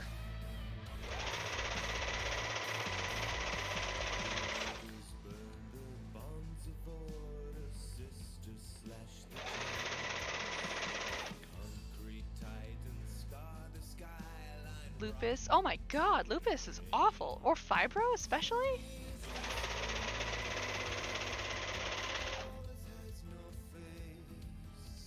Oh, colon and thyroid.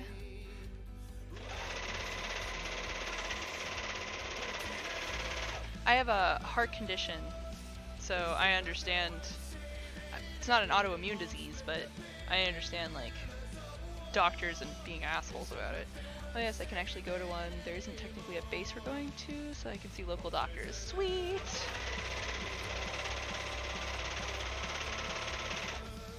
That's awesome.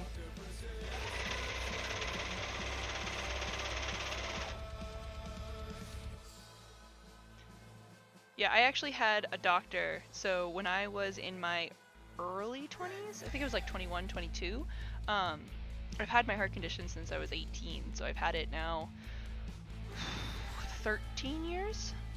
13 or 14 years-ish? But back then, in my early 20s, it was still fairly new, and it was causing me a lot of problems, constantly. Of course, with the constant threat of like, at any second I could die, it wasn't exactly fun to live with. So I was going through all of the paperwork and the effort to try and get a pacemaker, because it would take away, it wouldn't fix it, it would just take away a lot of my problems, so I wouldn't have to think about it every second of the day. And I had the misfortune of going to a new cardiologist that was also the surgeon to get his final signature on it. And I had everything all set, and I presented it to him, and he had a student doctor, like a student that was like going for his degree with him to like overlook and study with, like following around all day. And he took one look at it and he goes, "Oh, you don't want a pacemaker." And I was like, "Oh, I don't? Like I've heard from all these other doctors that it would help with my situation." And he was like, no, you definitely don't want that. And I was like, "Why don't I want that?" And he like, "Well, what do you suggest?" And he goes, "Well, you don't," he's like, "You wouldn't want to do any kind of surgery." And I was like, "Why not?" And he goes, "Well, you don't," and here's where it really pissed me off. He goes, "You wouldn't want to get a scar in that pretty little body, especially right before swimsuit season." And he turns to the the student doctor and starts to laugh. Like, they just shared a joke. And I was like, the fuck?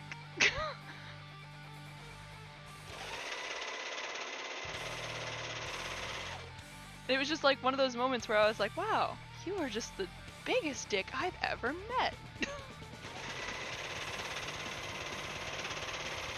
But because he put in my record that he denied my right to have the surgery, I had to start the process all over again.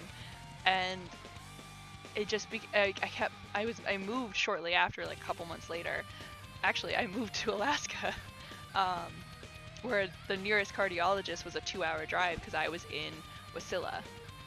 And it was like, well, it's not really worth it. So I'll just try to figure out how to manage it.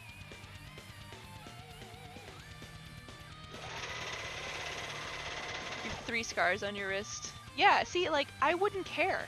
First off, I don't wear bikinis. I never go to the beach or a pool. I hate swimming.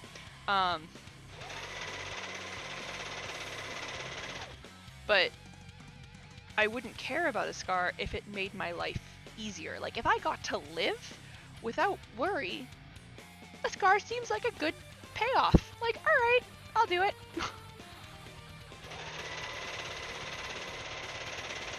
But now it's just become second nature to, I know what I can't eat, I know what I can eat, and especially with like technology nowadays, I'm not wearing it now, which I should be, but my Apple Watch, I have like all these settings that it actually like watches my heart rate at all times. It lets me know when my heart is actually going too high, because I guess it like watches all the time and it knows when.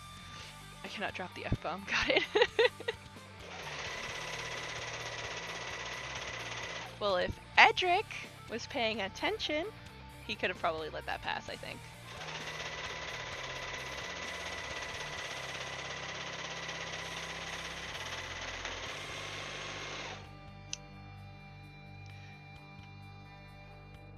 Yeah, Wasilla was awful.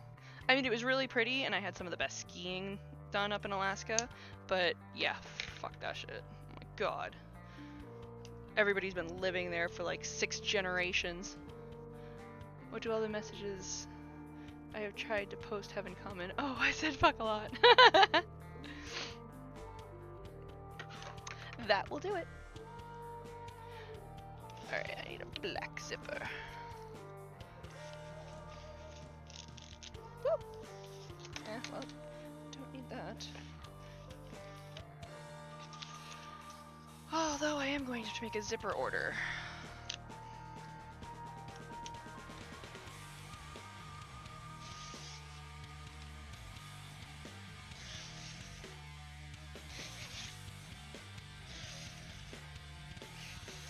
Yeah. Do I get better? Yes. Then to hell with it. Exactly.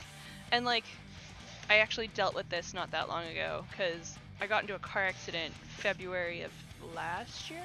No, February of last year, so 2017, I got into a car accident.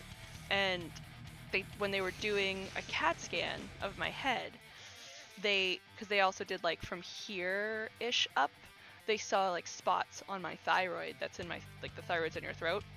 So they saw spots on my thyroid and they were like, oh, you should probably get that checked out. So I finally got to see a doctor like 6 months later, and he did another scan, and then was like the very next day after he got the results. I'm just testing the zipper to make sure it doesn't have any snags. The very next day when he got the results from the scan, he was like, we need to do a biopsy, and I was like, oh, okay. And he had to stick this gigantic needle in my neck. And he was like, well, we're not sure if, I can't remember what he thought it was, but, oh, he thought it was, the spots were cancerous. And he was like, if it is, we might have to do surgery. And he's like, but it's okay, like, there's medications you can take, and as long as we don't take the full thing, you'll still be able to function just fine. And after he did the biopsy, I was like, I never want to go through that again, because the needle was like the thickness of my arm. But I was like, just take it. I'm like, just do the surgery. I don't ever want to go through this again. I was like, I never want to. He was like, well, we don't have to do surgery. And I was like, I don't care. Like, I would rather have a scar and have to take a pill for the rest of my life than ever go through the anxiety and stress that I had to go through, going through all those tests and waiting for the results and having to do that biopsy. I would rather just have a scar and go through surgery once.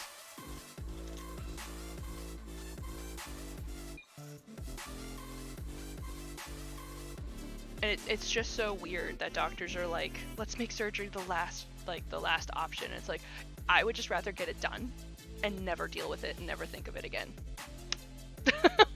Like, I don't want to wait, and I don't want you to say like 6 months or a year from now, we probably should do the surgery. It's like, just do it now, get it done with. Don't ever make me think about it again.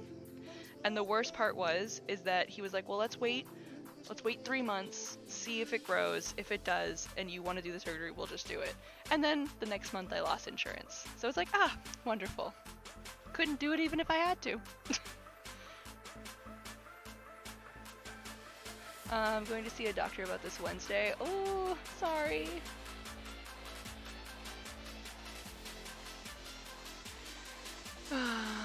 Two of the surgeries for my wrist were elective. Oh, see, and I hate that. I hate when the doctors are like, they say it's elective. It's like, if I need it, it's not elective. If you're not willing to do it, I'll find another doctor.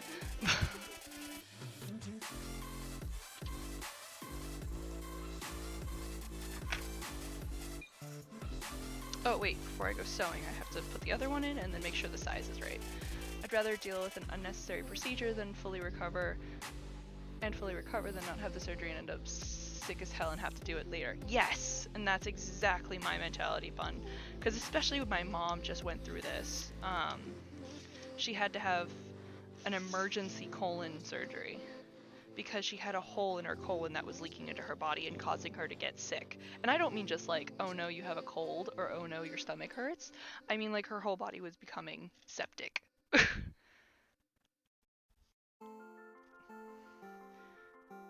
it's like, I never want to get to that stage. I would rather just have the surgery and get it over with. And like, the problem is that they offered the surgery to her in February, and she said no, and turned it down because she didn't want to have any kind of surgery. And because of that, it got worse and worse and worse until the point where they forced her to have the surgery in September. Like, oh my god, 8 months later.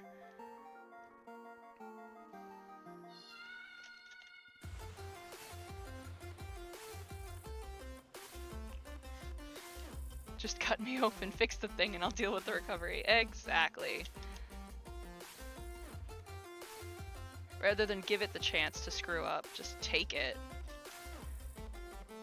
That's kind of the mentality they used to have about appendixes, and now that's changed. Like, apparently now it's more common to leave the appendix in until there's a reason to take it out. And it's like, if it's not doing anything in there, and I don't need it, can't you just take it? Kind of like wisdom teeth. Most people just get them out before they even start to cause problems. You have no use for them, they're just gonna take up space, might as well get rid of them. Okay, that's all off. I need to pull this up.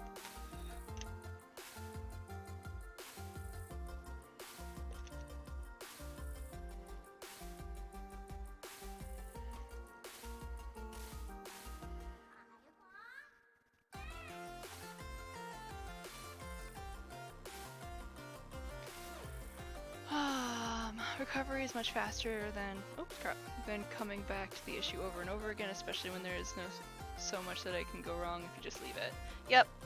As well as like also the cost of doctor visits over and over, the time that you're losing from work if you have a job like that. It's so much more cost efficient and logical to just get it removed.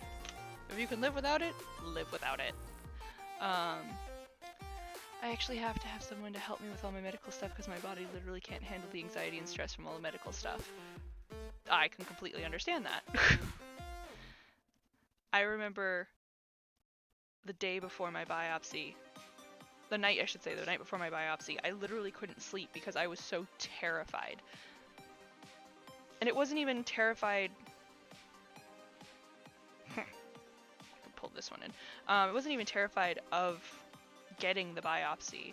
It was terrified, like, of the procedure. I mean, it was because I was terrified of the procedure, but that's not why I was crying. I was crying because it was like, what if I do have cancer? And then I'm gonna have to go through chemo and all of this other shit. And it's like, just the anxiety of it all made the whole thing 90 times worse.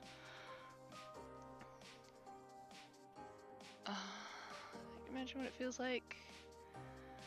Can't even go to the hospital alone, or I'm starting to crumble there. Yeah.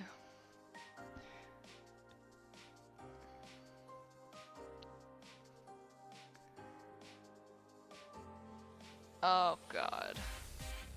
Yeah, Flabo, I 100% understand where you're coming from. My father and his entire side of the family always forgets I have a heart condition. So anytime they ask, like, oh, how have you been? And I say, oh, you know, I just got out of the hospital. And they're like, oh, what for? It's like, the fuck do you think for?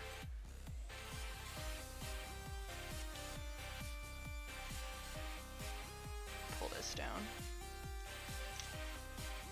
Well, because, you know, I had some time on Saturday. I figured, why not just visit the local hospital? I got nothing to do, right?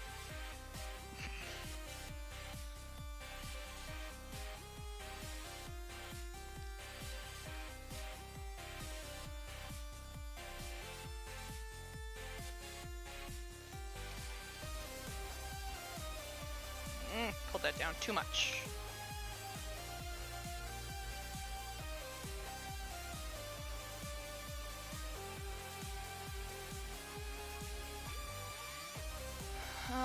She would have forgotten. So yeah, that doesn't help. Yep, I just, oh, that's awful. God damn it, what did I do wrong this time? Am I pulling this one in too much? Do I need to pull this one out? I'll poke my finger.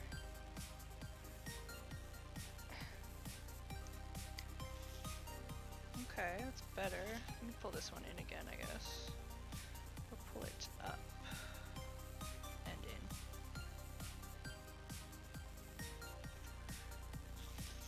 Haha! Getting better. Yeah, that looks like a full spot. So now let's see about the top. Whoa. That spot's seen better days. So I need to pull this in and up.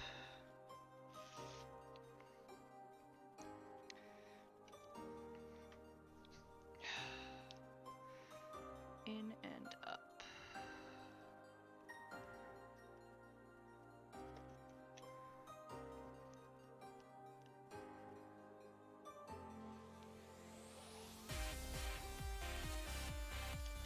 Whoa, okay. So husband actually gets angrier with my family than I do. The only ones that realize how sick I actually am are my mom, dad, and sister. Everyone else is like, you're exaggerating. Oh god, I hate that. The last time someone said that within his hearing, his response was, do you have to sit up with her at 4 a.m. when she's throwing up because her joints are so bad she can't fucking breathe? No, then don't talk. Aw, sweets don't lie, and I'm not putting up with you or anyone else saying otherwise. That is a good soul. That is a good freaking husband. That was one thing I always hated about having my heart condition, is anytime anyone found out, they always treated me like glass. They'd always just be like, oh no, are you okay? Are you feeling alright? It's like, yeah, I'm fine. Don't worry, I'll tell you if something's wrong.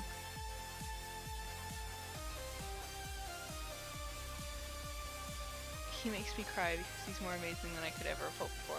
Oh, that's so sweet.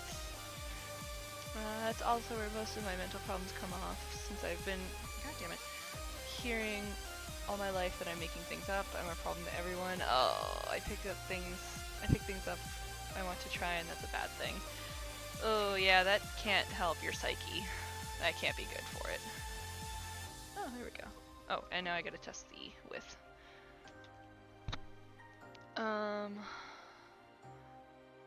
He doesn't treat me like glass, but he does stand up for me. No, Edric doesn't treat me like glass, but that was one thing that, like, my friends would always do. Like, especially, I remember one time we were at Comic-Con, and my heart will just constantly do this where, like, we'll just be standing. I've had a perfectly fine day. I always watch everything that I eat. I didn't have, like, an energy drink or anything, which I don't ever have ever. So it's like, we were just standing there. We'd just gotten our badges and we were all talking, and I felt my heart spike. And, like, literally standing perfectly still, no, like, commotion or anything going on around me, and my heart rate went from 72 resting to 130. Like, just standing there. And it was like, yep, oh, I feel the pain. Oh, everything's spinning. And there's the palpitations. Okay, so I need to sit. And it was like one of those, like, I need to sit, I need to calm myself down, and I just need to focus on my breathing to try and lower my heart rate before anything goes, like, awful. Because it's totally manageable at that point. But of course, it doesn't go that easy. Because, so, like, Edric knows how to deal with me. He just lets me do what I need to do, and I'll let him know if I need help, and he knows that. Okay, so I do actually need to pull this in a little bit. I can do that with this spot. And my friend that was with us, Saba, has been my friend for long enough that she's gotten used to it. Like, the first time I had an issue around her, like, when I had my heart have an issue, she got a little like, I don't know what to do. What do I do? What do you need me to do? And it's like, don't freak out, because that will only make my heart rate increase. And I ended up having to, like, get up and walk away from her. And everyone, actually, because I needed to just get to a quiet place because everyone was freaking out and it wasn't helping me. I'm lying. So she knows how to react too. So, like, the two of them were just like, I was like, I need to sit, and they were like, okay, and I literally just sat where we were standing, and I just focused on my breathing, trying to get control. But somebody at the convention center saw us and came over and was like, is she okay? And yeah, she's fine. She just needs to sit for a second. And they immediately called the medical team. And now, because of course the medical team's there, there's a whole crowd that's forming around us, and my heart rate got worse. And it was like, oh my god. No, lion, get down. Okay, so I took it in a little bit.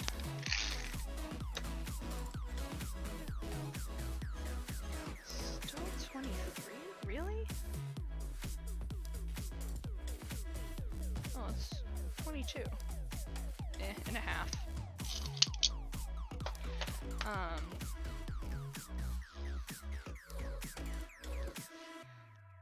Yeah, like, the convention center, of course, was like, oh, we have to do this because of, like, medical liability and blah, blah, blah. You're on the premises. And it was like, okay, that's great and all, but you don't know me. You don't know my heart. Neither does this random fucking EMT. Like, I know what I'm doing. Get the hell away from me. Like, I'll sign whatever waiver you want. Just back the fuck up. Just remember, you might have health problems, but you can still try things. No one gets to decide that for you. If you want to try skydiving and you know you can. Yeah, okay, and you know you can without hurting yourself, try skydiving. If you don't think you can and not get hurt, don't do it. Because that's only going to traumatize everyone around you as well, because they're going to think that it was their fault. I couldn't see him treating you like you're less than amazing. Edric is a sweetheart. He reminds me of husband in that he gets how sick you are, but he's not going to treat you like you're made of glass. He definitely didn't start that way. He definitely started treating me like, oh, is that okay? Oh, is this alright? Oh, is that alright? And it's like, he learned very quickly that I know my limits, and he doesn't have to know my limits because I will let him know my limits.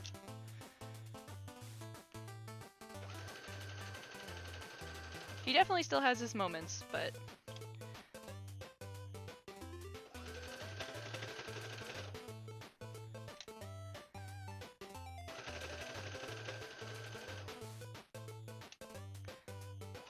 I love it because Edric never tries to pull that like toxic masculinity thing with me. He never pulls the because I'm the man or because I'm the guy. It's like he lets me be a strong, independent woman that's just married to him.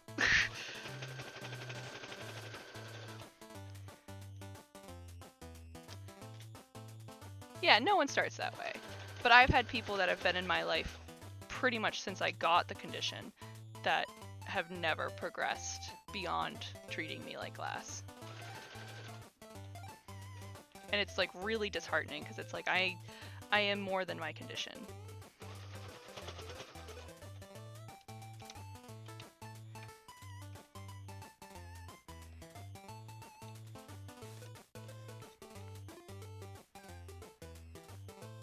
Oopsies. There we go.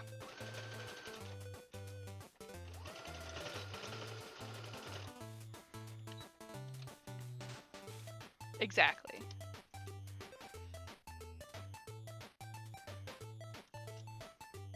Yep. That's dumb and we all know that.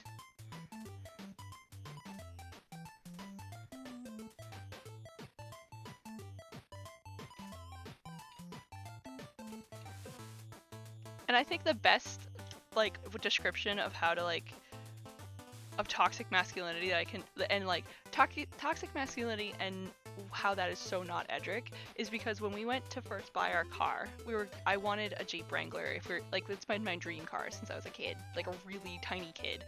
I used to have, no baby. I used to have one of those, like, cars for kids that you had to, like, they were battery powered and you could, like, just barely fit like one child in it, and it was a yellow Jeep. So like when we moved to San Diego, we're like, we're gonna buy a car, and if you're gonna buy a car, you might as well buy it brand new, have a high payment, but it'll last so much longer without any issues. So I was like, well, if we're gonna buy a brand new car, can we get a Jeep? And he was like, well, we'll look at our options. We'll go look. Oh, I should probably just test the fit first. He's like, we'll go look at cars at the dealership. And so it was me, him, and his uncle going to the Jeep dealership. And the second we walked up onto the, I don't know, like the parking lot essentially of just cars, out walks the salesman, and he walks right up to my husband, Edric, and starts asking him like, oh, do you know what you want? Like, what are you looking for? What can I help you with? And he goes, oh, I'm not the guy to talk to. And he points to me.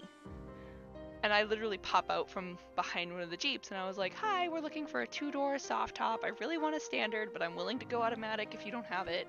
And I really wanted, okay, no, get down. You need to stop clawing. You're hurting me. Go away. I was like, I really wanted to do a Sahara because it had all of the extra bells and whistles if we wanted them. It was an upgrade, essentially, an option. And so I said all of that to the guy, and he literally looked me dead in the eyes, listened to me, and then turned to Edric and was like, well, we've got some great options. And I was like, like, hello? He just said talk to me, not him. And the whole time Edric just kept, like, every single question the guy asked Edric would literally just look at me and be like, I don't know, what do you think? I have no idea. You should ask her. I don't know the answer to that. And he never learned the entire time. The entire time that guy was with us, he never once talked to me first. Even when it came time to do the test drive, he tried to get Edric to do it. And Edric looked at me and was like, well, she's the one that's going to be driving it. And handed me the keys. I was like, how fucking dare you? Oh! Ah! So pissed. Okay, everything lines up still. Good. Oh no!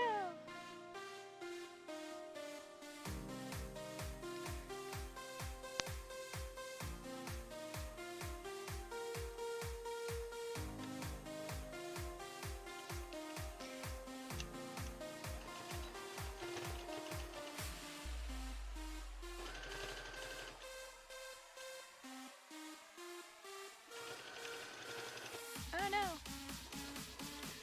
Come on. Oh no! Okay, calm down.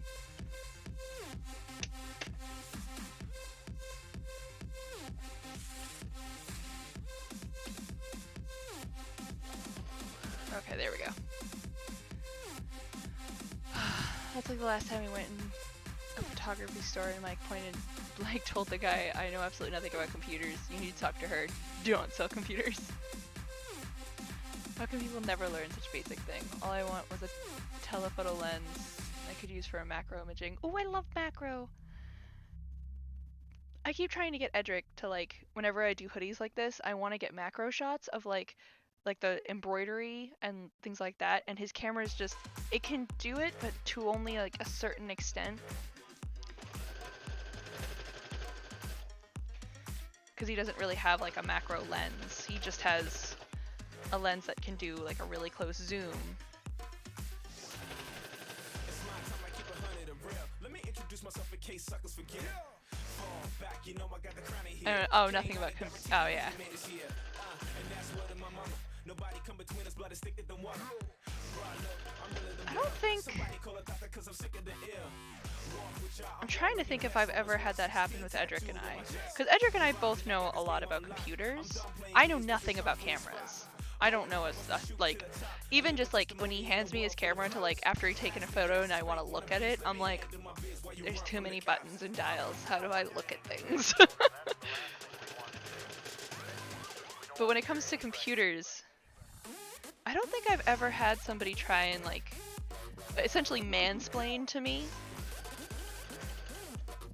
I have had people mansplain to me constantly about video games, and that ticks me off, especially because I have a computer animation degree specifically for video games. It's like, Packing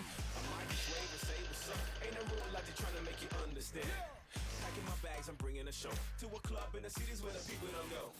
Brothers passing me joints, even been in the bar where girls flash their thumbs. I'll take one to go. My heart got me doing things I really don't do. oh my god, do not mansplain games to me. Fast life, money getting is a thing that I do. Cash it in like Donald Trump. Only difference is Actually, it was really funny a month ago or so. Like, I can't remember exactly when, but it was like the last time. Aw, went off a little bit, but that's okay. The last time we ordered pizza, the delivery guy came, and like when you open the door, I don't know if you saw my pictures on Twitter of all of my amiibos, but that the ones that are all out of box, those are all right on in front of my TV, which is like right when you open the front door. And then to the left of them is where I pile all of the ones that are still in box. So the guy, when he was delivering the pizza, Edric opens the door and he goes, "Damn, nice collection!" And I was just like, "Yeah, that's my wife's." On top of that, of course, like everything in that cabinet that the TV is standing on, we have every single game console known to man, essentially, at this point. Along with an entire, like, rack of games. Oh god, I can't even imagine how much shit you would get if you worked at working at GameStop and being female.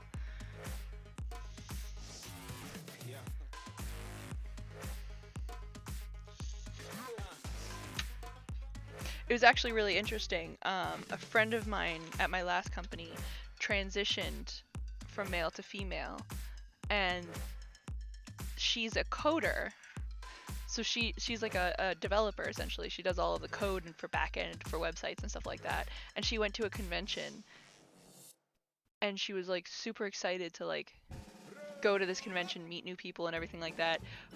But this was her first time going as female, and it was just like night and day for the difference of like what it's like normally when she went when she was a man, whereas when she goes now. And she was like, oh my god, she's like, I didn't expect it to be, she's like, she expected some difference, but being in the developer world, she didn't expect it to be that different. And it was like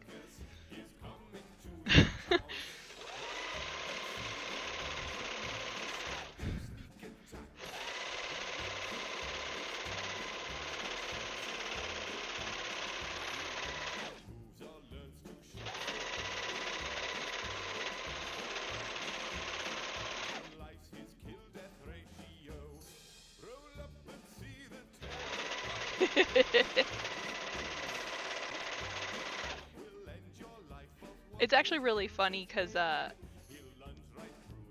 lot of people, because we have the Jeep, everybody looks at Edric and they're like, you don't seem like a Jeep person. And he's like, I'm not. And he just points to me and I'm like,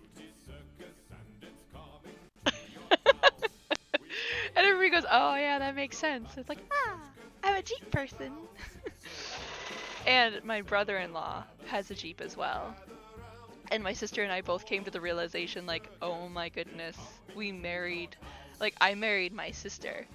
Because Edric, he doesn't hate the Jeep. He just doesn't like it. Like, he would prefer a small, tiny, like, wind-up car, like what's the Mini Cooper. Because he likes small, fast cars that he can, like, zip in and out of. And I like big, bulky cars. So, like, if I need to, I can climb a mountain. But I also have a soft top, so I like to ride with the top down, because, God, that's amazing. And I want to do it with the doors off and all the windows down or anything. Edric hates it, because he's like, oh, the wind hurts my ears, and it messes up my hair. And that's exactly what my sister says. And Adam, my brother-in-law, always wants to drive with the top down. So, my sister, when she was down here last with her husband, she literally looked at me and she goes, oh my God, I married my sister. And I was like, oh, I married mine. Oh, well, not to mention, they live in Massachusetts and we live here, and she would kill to live here, and I would kill to live there. And Adam, my brother-in-law, is so happy there, and Edric is so happy here. I'm like, oh my God, we just need to trade and we would be the happiest people alive. And because I've been going back and forth all the time, my brother-in-law's been giving me rides in his Jeep, and the two of us will just sit there and talk for hours about our Jeeps. And my sister will be like, and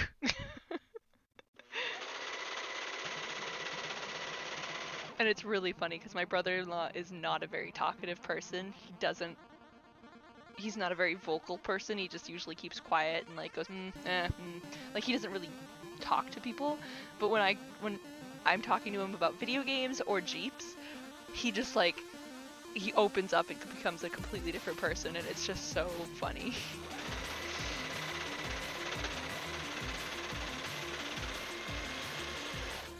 Oh yeah, that's another thing. He's a huge video gamer, and my sister isn't. And whereas Edric is a video gamer, but specifically PC, he doesn't really play console games. What happened? My guys streamed team about stuff that happened like 3 months ago, and they were like, no, seriously, I thought we were past that. I'm like, oh, we weren't. They were fun. What do feminists fight for? We're treated equally and they don't know what they want, and then proceed to talk stereotypical shit about it. Yep. Yeah, I 100% don't tolerate that. So there's actually someone, we used to have a game night every Friday or Saturday at our place that was board games, like board games, card games, any games that like required multiple people to be involved rather than just like you and like the controller. And we would invite tons of people, as many that wanted to come. And there was one guy that came, and I decided not to play, and there was 3 guys. It was Edric, this guy, and like another person, and they were playing Sorry, which is a 4-player game, but you can obviously play it with 4 or less. And then 2 girls came, like 2 girls showed up late, and they were like, okay, well, we should probably, like, Edric was like, we should probably wrap up this game, like, end it, and start something that we can all play. And this guy I didn't like was like, oh no, it's fine, we can just have the 2 of them take one position. It's 2 girls, so it'll be even that way. And I'm sitting in here, and that happened in my living room, and I heard it, and I just went, grabbed phone, texted Edric, and was like, he's never allowed here ever again. Get him out of my house now.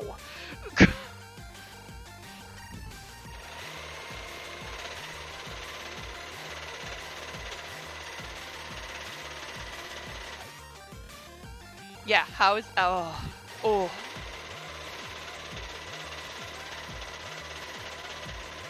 And like Edric would never stand for that kind of stuff, but at the same time he's very non-confrontational. So he's not gonna like stand up and be like, that's not okay, dude. He's just gonna be like, no, it's cool, we'll just end the game, and like push the whole thing off the table.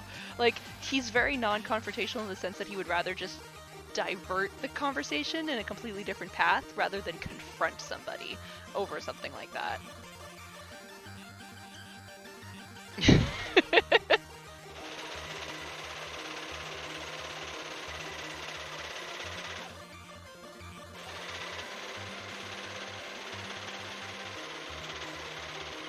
And like, I'm of the mentality that like when I burn somebody like that, they never are redeemed. Ever. Like, you've done something that is non-redeemable.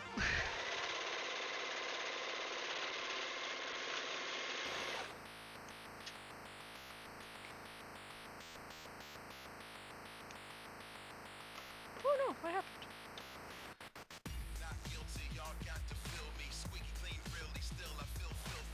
I would understand that. That's because Edric is a fluffy bunny who is also amazing. Edric is a terrified, like, when it comes to confrontation, he gets terrified, but he can like stand up when he wants to. I've just never really seen it. I've never seen him angry. I would understand it as a joke where we all know each other and it's only a joke when we proceed to do stuff like we're actually supposed to. I don't know, because I don't even see that as a joke.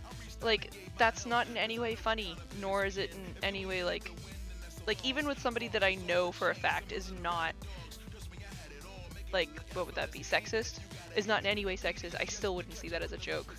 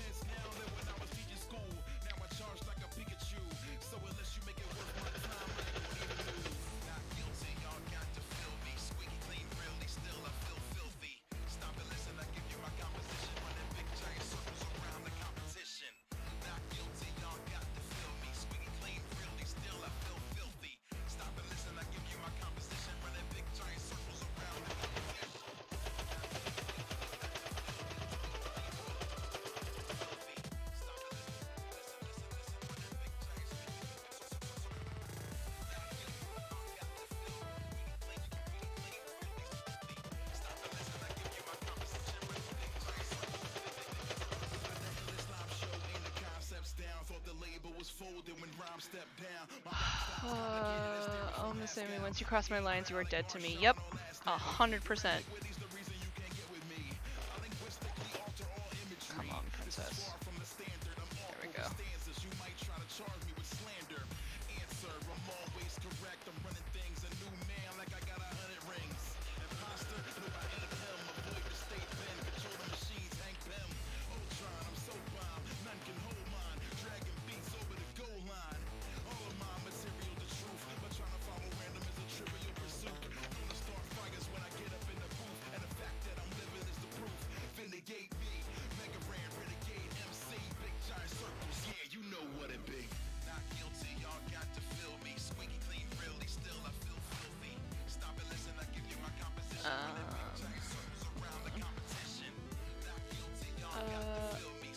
I don't let Me Too jokes. Hold on.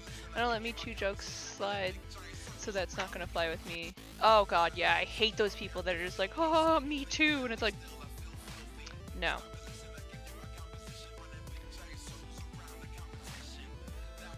And I also hate the people that are, what's the word I'm looking for?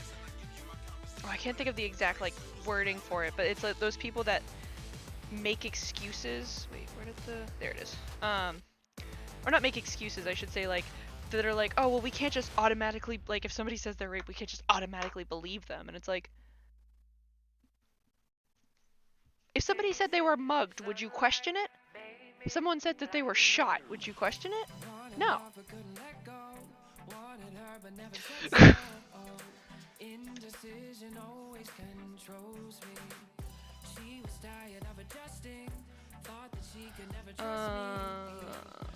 Somehow everything is serious is turned into a joke, then overlooked because of that. Exactly. Or used as like material to laugh at, and then therefore because it can be laughed at, it's no longer serious. It's like, but none of us are perfect. Oh, but I don't think we can change that whatsoever. Oh no, 100% not. We can 100% change it. Like, if you look at our generation versus the generation 20, 30 years ago, we've changed it already so much.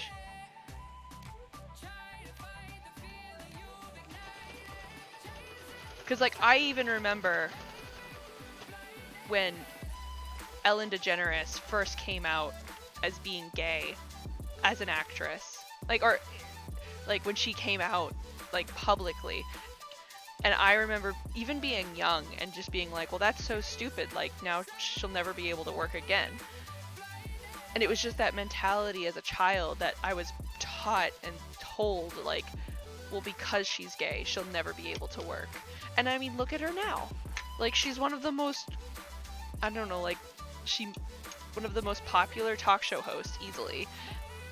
And, like, it's, yes, the status quo can change, exactly. And just the mentality of saying it can never change will only make matters worse. Like, what is it? That nevertheless she persisted. That's what it was. Like, it's just so different, and it should never be accepted that it's just the way it is. I'm just gonna keep going. Because, like, for instance, my grandfather in his generation, it was 100% acceptable to call people of different races by their slurs. Like, Edric even told me, like, his family, on their actual documents and their paperwork from back in the day, it actually has the slur as the race rather than like Chinese. It has the slur instead. And it's like the fact that it was just so globally, or not globally, nationally, I guess, accepted. Everybody thought it was okay. And so, like, my grandfather, who was brought up in that time, obviously brought those mindsets into current day, where, like, my sister was dating a black guy, and my grandfather would call him the N-word, and it was like, that's not okay.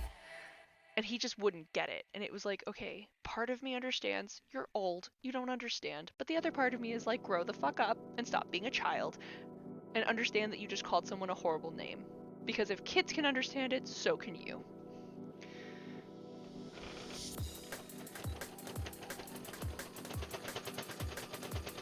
And like, I remember telling my father's side of the family when I was dating Edric, that I was dating Edric.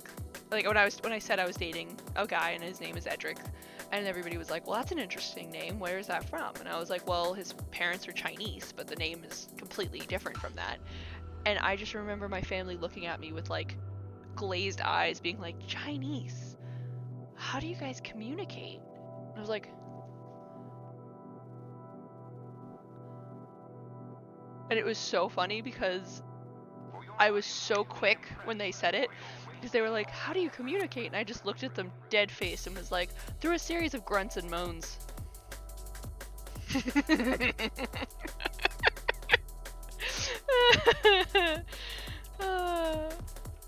My sister hated me for that comment, but I thought it was hilarious.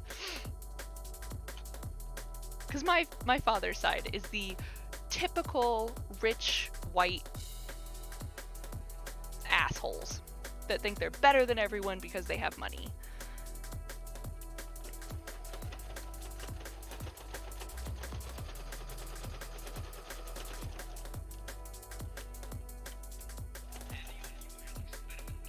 Oh, Catholic. Don't forget, they're Catholic.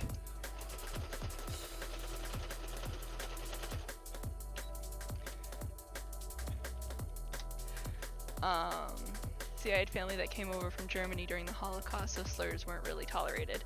Yeah, see, like, I don't tolerate them either, but I could understand why my grandfather used them, and I understand why he didn't understand why I would get angry or why people would get angry in general. So I couldn't yell at him for it and say like he was doing it on purpose.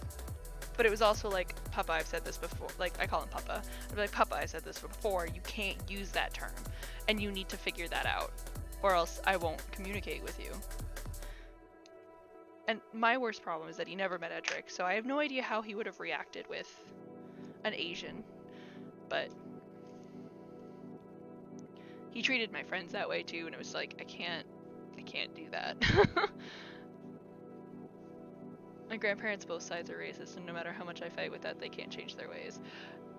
It's not that they can't, it's that they won't. And there is a very big difference. Because everyone can change. Every single person can change. Whether they choose to is another story. Where did I put? There it is. Oh no, I still need to do the red. What am I doing?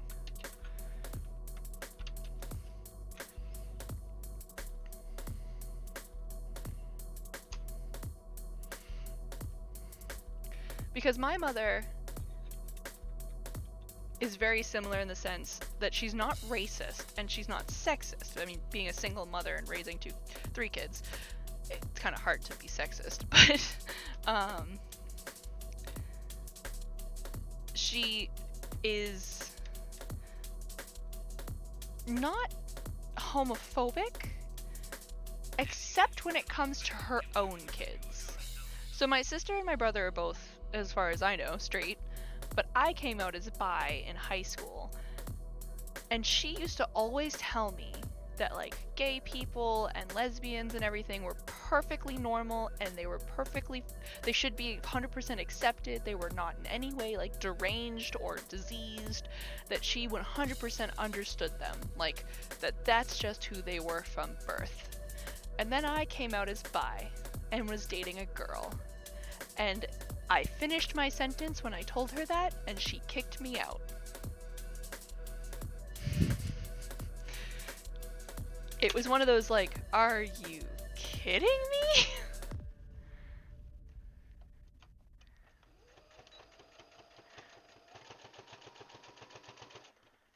And the only reason we'd even gone to her, like me and my girlfriend, was because my girlfriend's mother, well, grandmother, but let's not go there, had caught us kissing when I dropped her off at home and kicked her out. So I was like, well, we'll go to my mom, we'll explain the situation. I'm sure my mom will let you sleep on the couch until we get this all figured out. Nope. Now both of us are homeless. So we went to my grandfather, who lived next door, surprisingly, and explained the whole situation. And I thought of everyone, the racist one, the not meaning to be, but racist one, would have kicked us out. And he was like, I don't agree with that, but you will not be homeless under any circumstance. I have 2 separate bedrooms, you will sleep in 2 separate rooms, but you will be living here. And I was like, huh, did not expect this.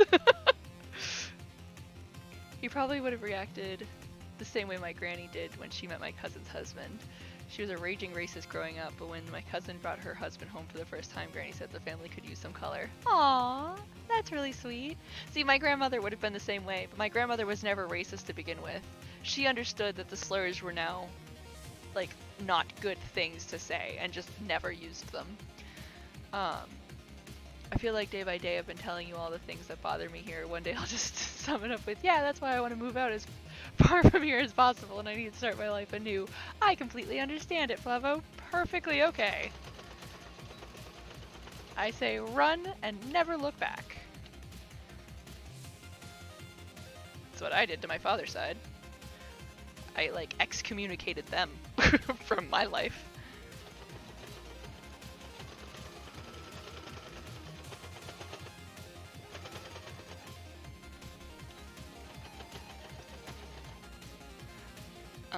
That's the other thing, when you don't agree with something but are able to overlook that. Flo, there's a giant reason I love my family, but I want to live nowhere near them.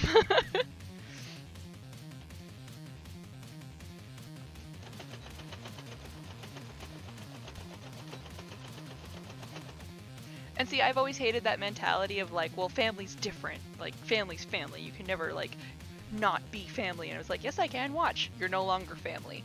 Done. Like, I have no problem cutting ties and never, ever communicating with people, even if I share blood, especially my father. Who walked into my wedding day. By the way, wasn't invited. I did not send him an invite. He decided to crash my wedding. Walked into my wedding. Next to my mother-in-law and father-in-law, or future mother-in-law and father-in-law, and said, what the hell are all of these Chinese slur words doing here? And the only reason I know of this, I was upstairs getting ready, was because one of my bridesmaids was downstairs greeting everyone, was standing next to the stairs when she heard it. Like, we're standing on the stairs when she heard it, because he had walked in, and she was just like, oh dear. ran upstairs, ran into the room, and was like, some racist prick just walked in and said this. And I'm sitting there, I'm like, I knew instantly who it was, and I just looked at my sister because I assumed that she probably invited him, which she didn't. But she was like, oh, Dad's here, and ran downstairs to deal with it. I was like, ugh. Ugh.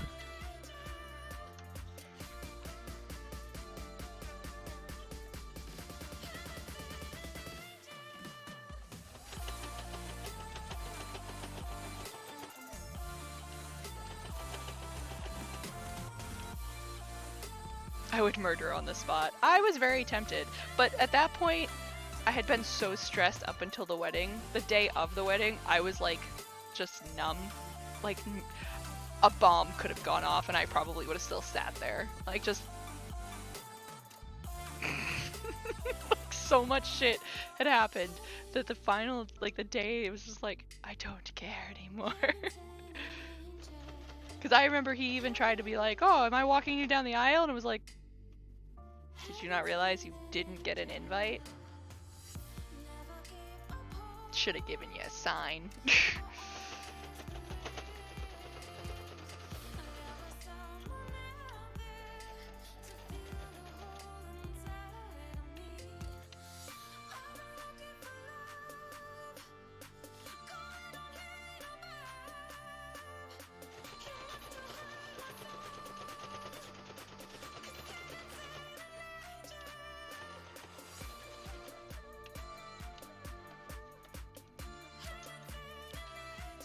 Can I just say this is the most adult conversation I've ever had on Twitch? I need an adult.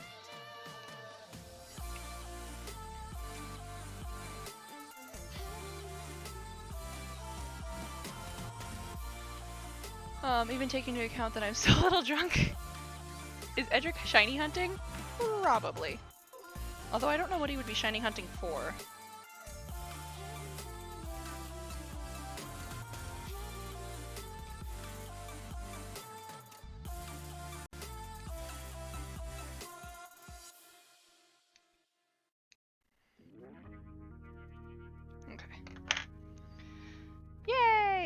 See how it works. Ugh. I heard my name. I need an adult. I need an adultier adult. Oh yeah, so Edric's like super underleveled because he was a fool and tried to like speedrun his way through the game. Not like actually speedrun, but just like was trying to just get to the next badge, and then by the time he got to the next badge, he's too weak to take on anyone. Ah, it fits like a glove. Chee-chee.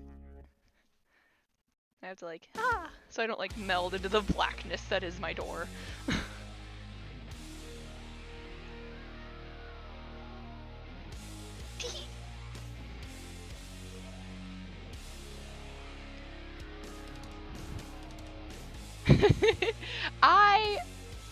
So I managed to beat the whole game in one day. Like, got all my badges, beat the Elite Four in 24-hour time. And managed to catch every single Pokemon that was catchable in the game.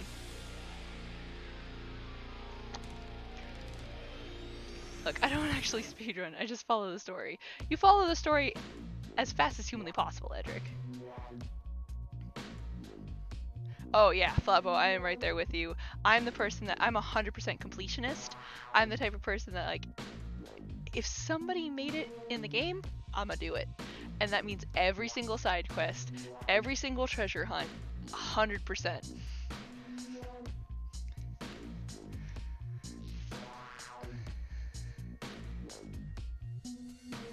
Yeah, see, I am never underleveled. I am always the person that is like, I get to the next gym or something, or the next boss, and I'm like 30 levels above them, and I'm like, I'm so sorry. Destroy.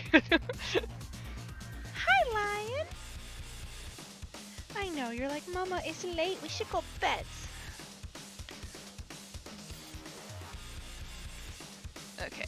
So I'm still gonna have to do some work on the hood because I did not finish the embroidery. So I'm just gonna hang this up and put that on there.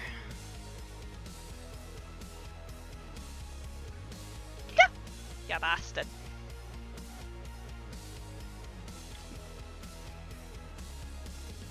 No. Nyan, what you doing? What is it, my baby?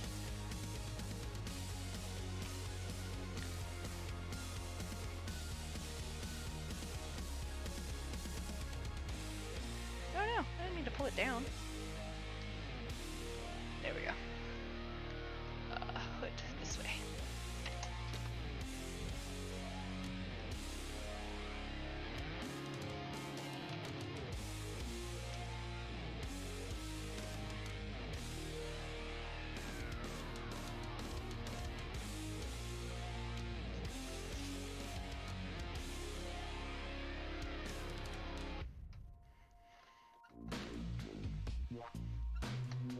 Is it folded? Yeah, it is. There we go.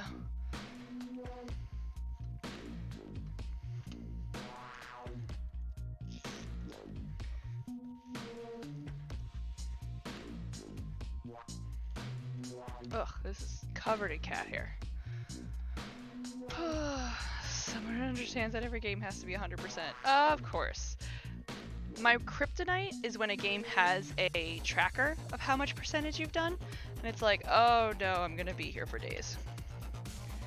It's like, good luck, or it was nice knowing you, have a nice day, have a nice life, I'm gonna be here for the next like 3 weeks.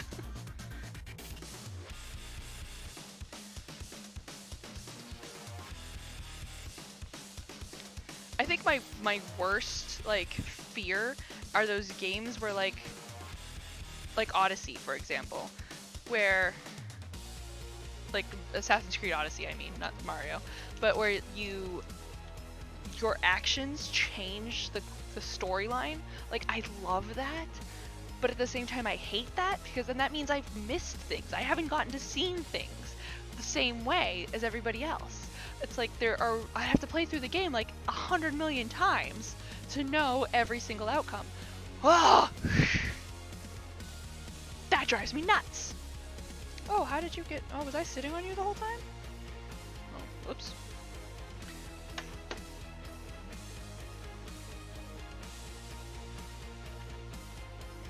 There we go.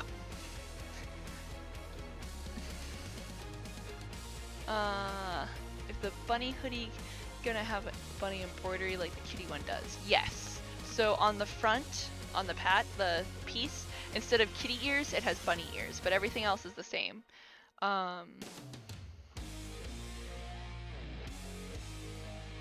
So normally, on the bunny hoodie, because it was going to be white and gold, I was going to have the wings be gold, instead of white, because obviously white on white is not going to show up. But with yours, because the back is going to be black, do you want me to do the wings in white? Or do you want me to do them in lime green so they'll match the rest of the jacket? Although lime green wings might be weird. And that was another question I had for you too, was that the design... Where is it? Is it not that one? Not that one.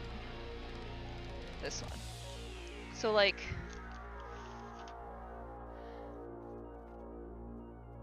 That's upside down. So the pink, white, and yellow might be kind of weird on the black and green because it doesn't have anything in common, and the white wings. Do you want everything to be the same and just have it on the black with the green? You want them white? Okay. Because I could do the front ones white, no problem. That's not a problem. And everything else I can keep the same, I just don't know how it'll look with the black and green. Because, like, they're not... Come here, you. It's not like they're contrasting. I mean, don't mind the pink. But... I don't know. I can... Actually... Okay, so would it be easier to do black and white accents and then have the stuff that's supposed to be gold be lime green?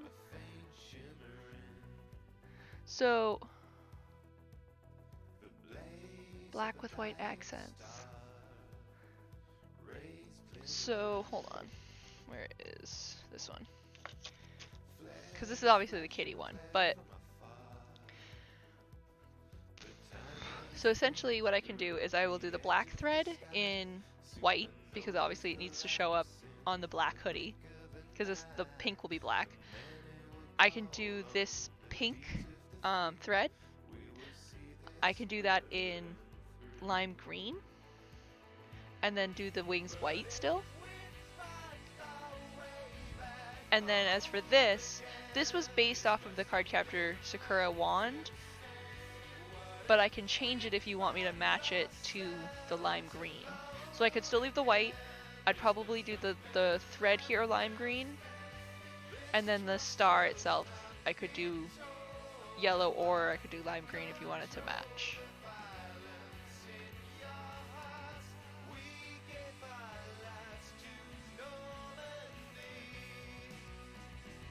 Because like I have the star in yellow. Okay. I can't really see if I do the thread, but because like, so come here. So like this would be the green. This is the hood, but that's, so it'd be like this. So black and lime green. And then like, see if I can like hide the light pink.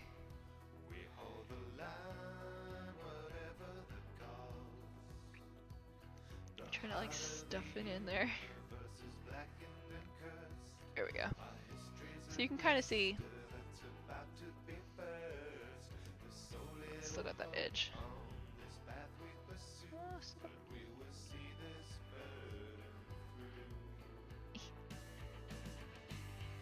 Yeah, it still look good. Blocks of color, black with white accents, sort of like the pink and black, but then have the accents be lime green, white, and the yellow for the star.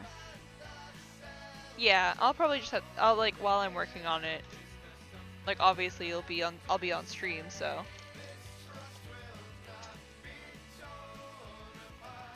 Okay.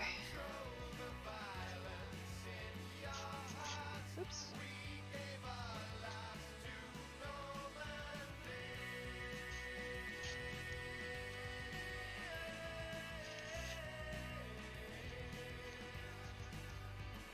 So what is pink? Be black. Yep. And what is white? Still be white. Okay. The only thing with that is, you can see it in this one. So like the threads, I have dark pink. I obviously can't do like a dark black because black is black. So I can do the threads lime green on this one. That won't change anything. But on this one, do you want me to do the dark pink as a lime green? And then leave the white and yellow? For the darker pink, do the green. Okay. That I can do.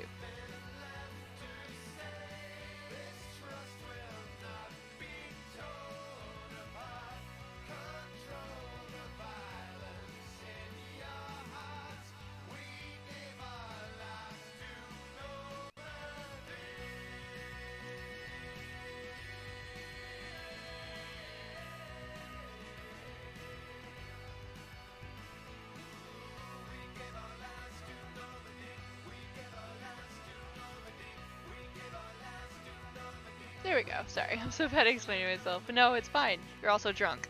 Okay.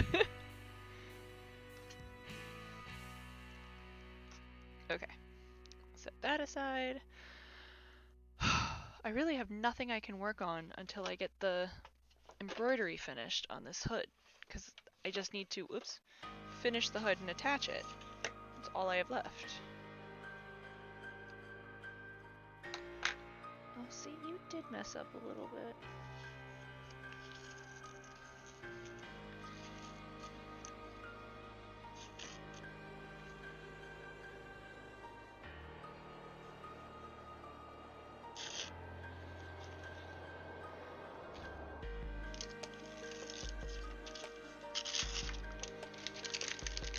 I'm sobering up a little anyway. Well, I mean, I would hope so, unless you're continuing to drink.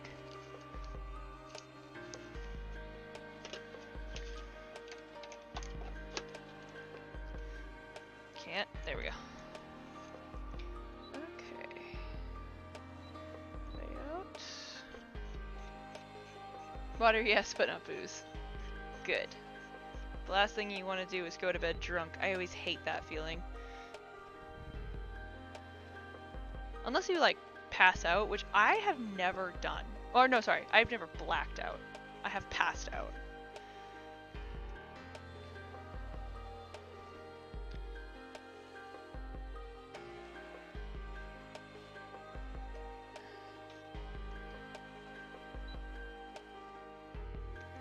You know what? I'm just gonna have it do the... yeah. Just so I can place it perfectly.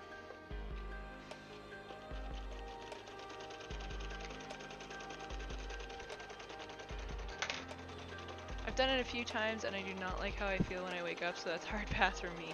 I hate it when like you just try to lay down and like you feel that room not spin, but like the little like ooh, and you're like, stop it!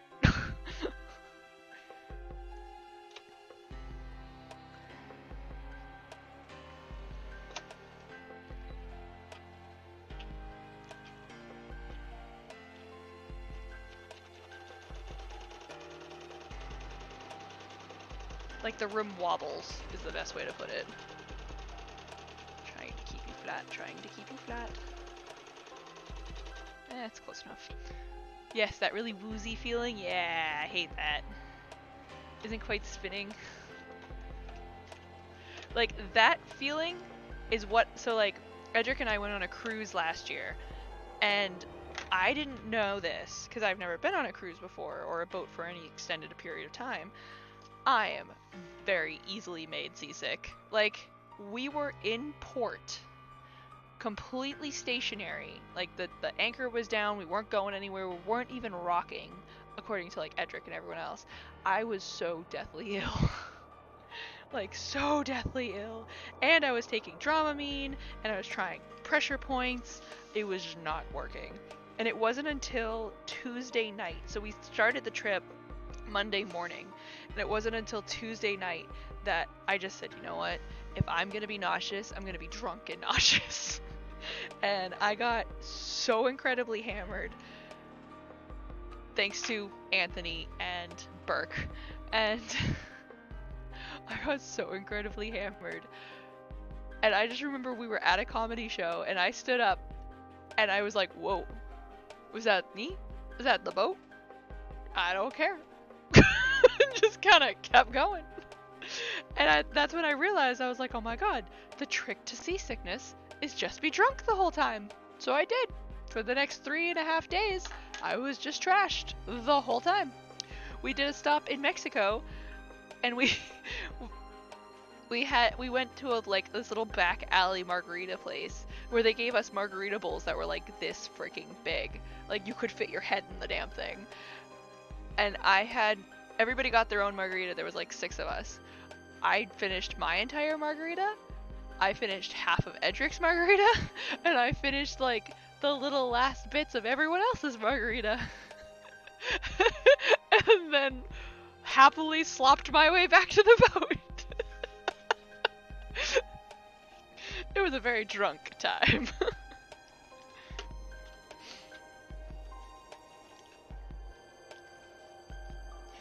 And Burke had invented this drink that was dubbed the Creeper, against his will, mind you.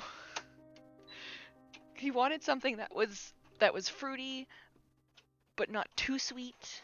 That you really couldn't taste the alcohol, but there was a lot of alcohol in it. And the bartender had come up with this thing, and she gave it to him, and she was like, "Oh, watch out!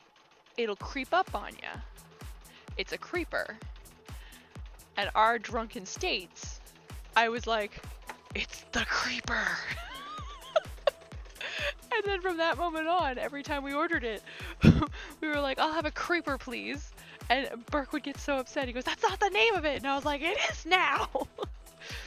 And I just remember it got so popular that other people were ordering it without having known ever meeting us or knowing who we are, to the point where Anthony came and met us for a show, holding it. And he was like, I don't know what this is. The bartender suggested it. And Burke and I just lost it. We were like, oh my god, he has a creeper! And we were like dying. Because it was like, there was no way to construe it. It was like bright ass red. It was like neon red drink.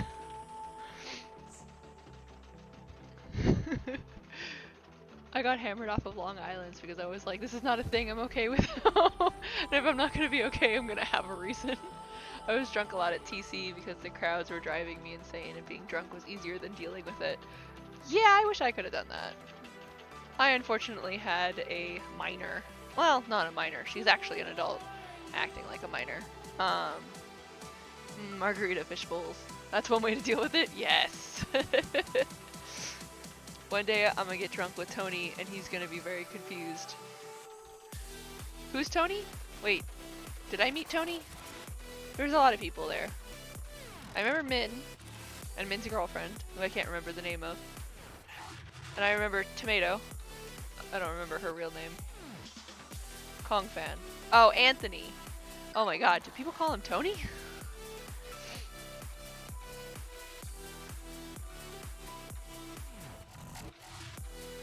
Rena's brother? Oh, Lorena? Wait, you call her Rena? Oh. Ah, that's so confusing. Well, it's like, when anybody calls Edric Eddie, I'm like, so confused. Because, who was it? It was like we were at a restaurant or something.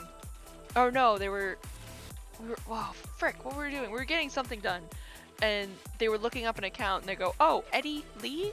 And I was like, shit. And I looked at Edric and I was like, who the hell is Eddie? Do we know an Eddie? Is that one of your cousins? And he was like, yeah, that's me. And I was like, oh shit, it is. It was just one of those like, oh frick. No one calls me Eddie. Exactly, no one calls you Eddie unless they really can't pronounce your name.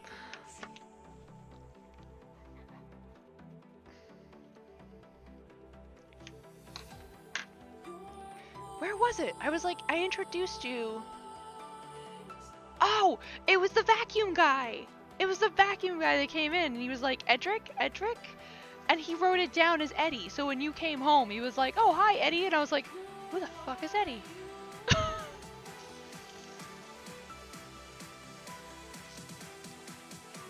Good, because I can't call you Eddie. That's just weird. It's super weird.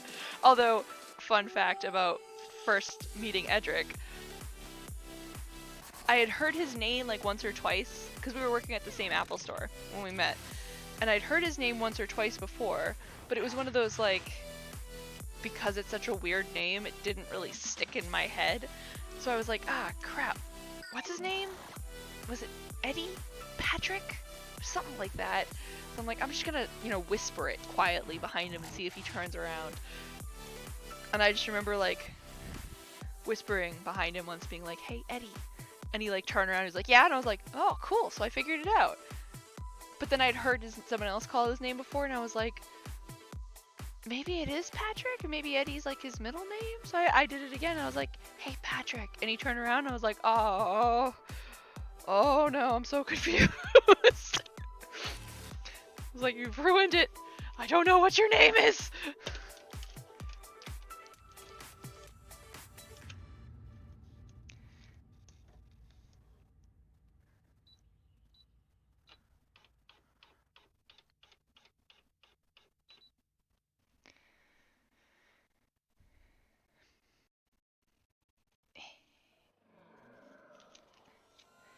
Fuzzy.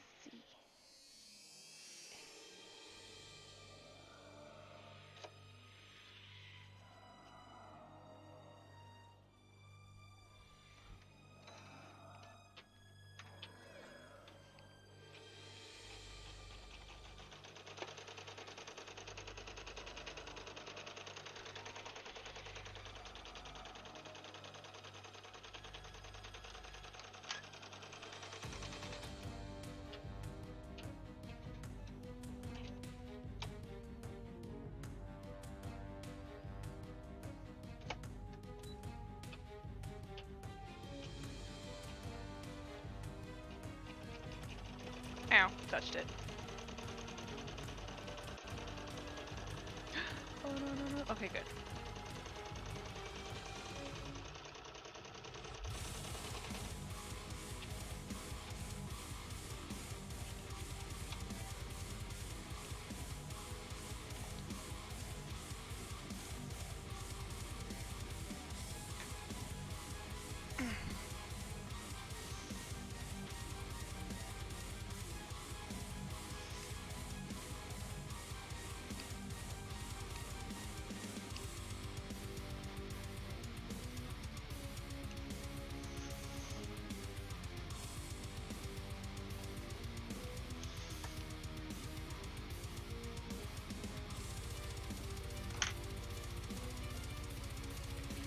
Just one more, and then I'm done with all the embroidery except for the back, because I totally forgot to put my signature on the damn thing. Did I just put this thing in upside down? Son of a bitch. There we go. I'm probably just gonna finish the embroidery today, like tonight I should say, and not actually finish the hood, just because I'm tired. I could feel my neck starting to tense up.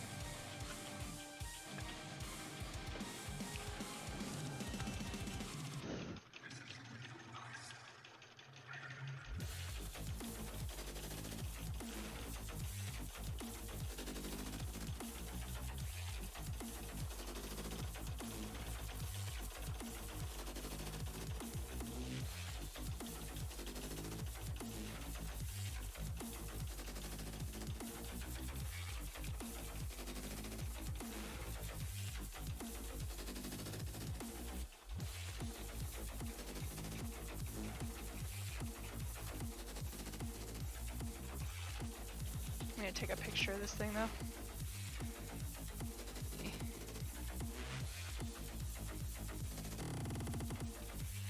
Yeah, now I can post it online. Be like, look, I did work! I'm not slacking.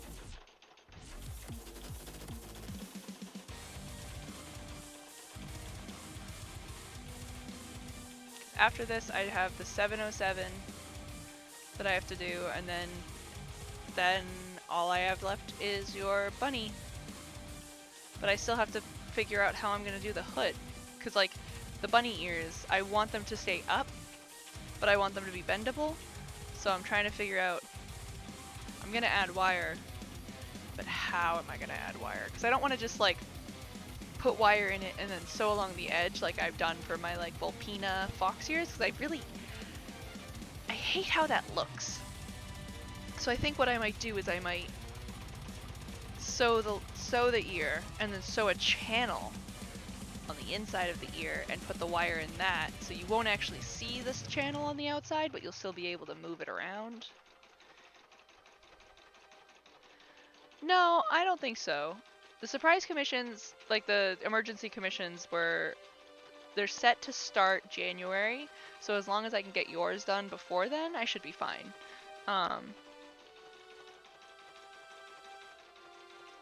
Besides, I still need to do work on the second one.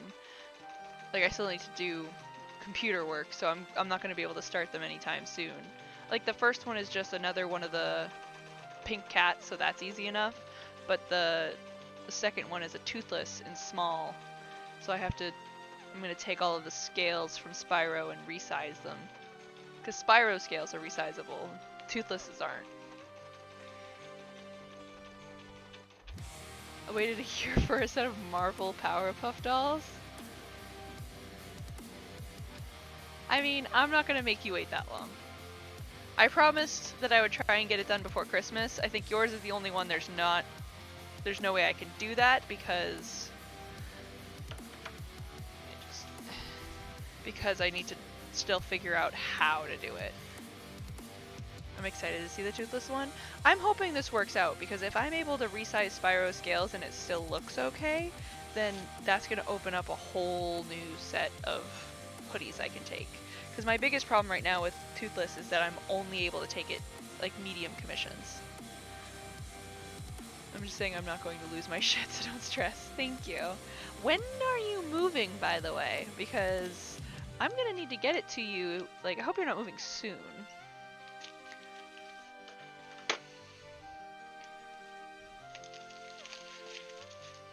Not until July. Oh, thank God. Plenty of time. Because I know that even when I ship things to Alaska, it usually takes like an extra week.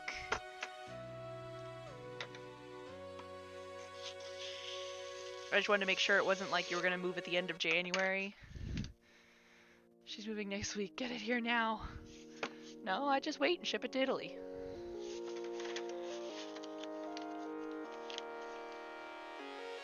Ow, I hit my elbow. Ah, there we go. Yeah, it does suck, but at the same time, at least you don't have to pay international shipping fees.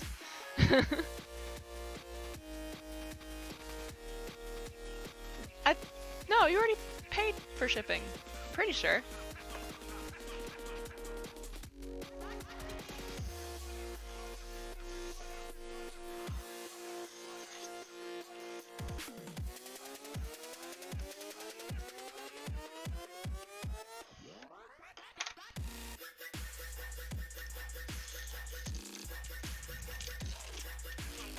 Yeah, I don't deal with tariffs, Cedric, because I don't, like, I'm not shipping commercially, so it's, if that country imposes tariffs, then the person who's receiving it has to pay it. Which sucks, but at the same time, not a whole lot I can do about that.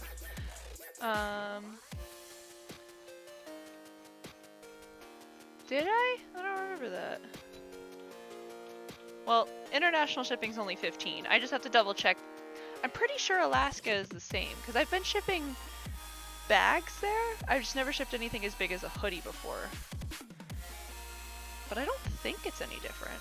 Actually, once I do this and get this started, I can check.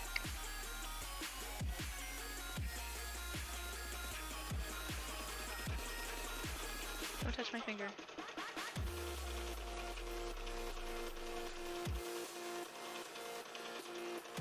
No, don't bunch. Okay, didn't really bunch. Yeah, let me... Hold on. Fucking Christ. Oh no, what happened? Where are you stuck? There we go. Give me a second to cut this and we will investigate.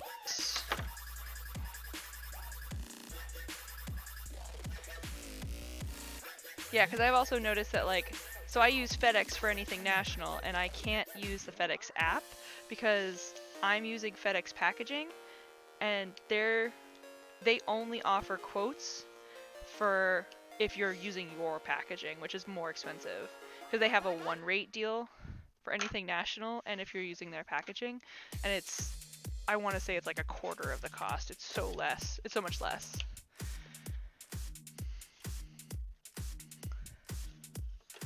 And I mean, who wouldn't want to use their packaging because it's free? All you have to do is just ask them to mail you stuff.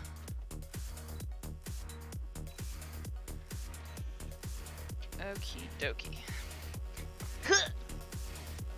Yeah, it's always the app. That's why now I've learned I have to go through the website. I think that was the song. Yeah, okay. I just heard the noise again. I was like,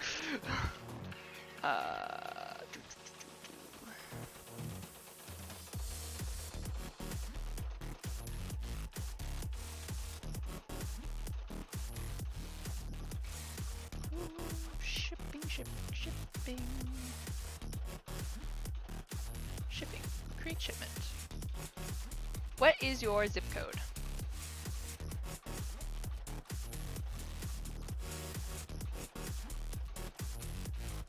Test.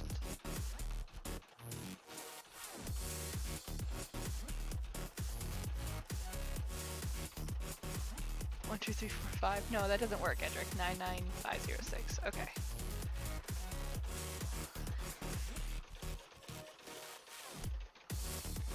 I can't even be mad at you.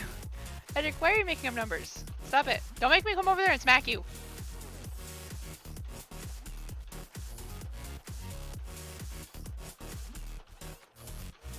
Wait, what? Work with me here.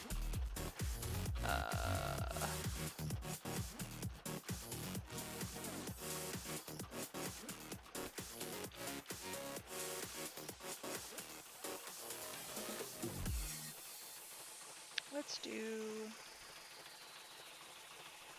I9.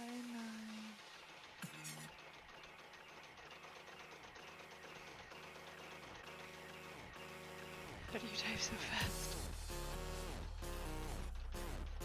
580 Westover. Oh no! Where'd my thingy go? There it is. 580. I'm just using like an address for a Starbucks.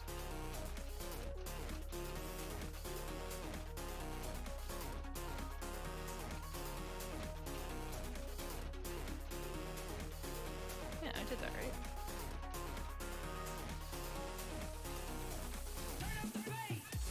Did I spell? Oh.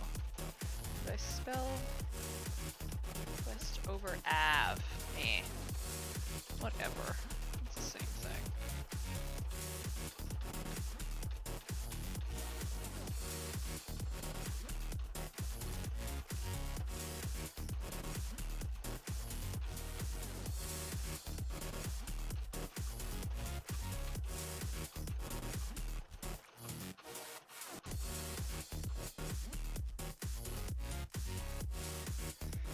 Service type.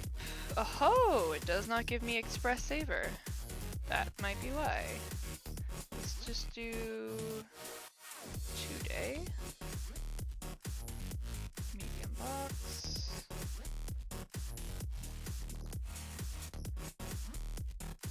For more information, what do you need?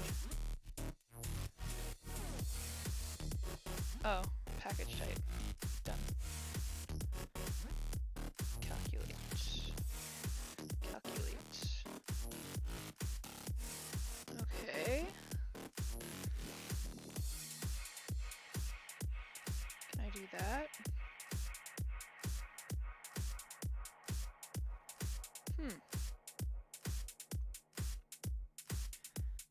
Why does an express saver come up as an option? Whoopsies. Standard rate.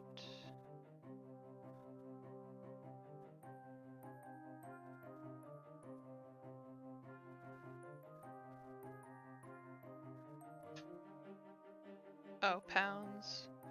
2. Calculate.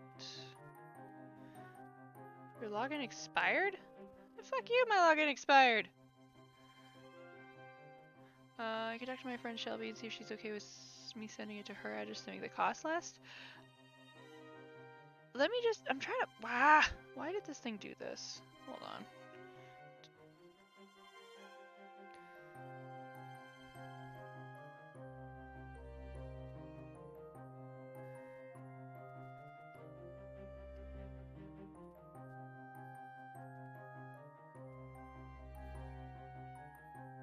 I have an itch in my ear.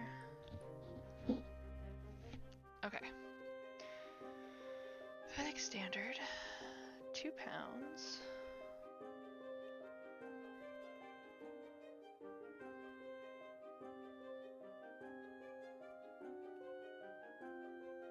Is this Harry Potter sound?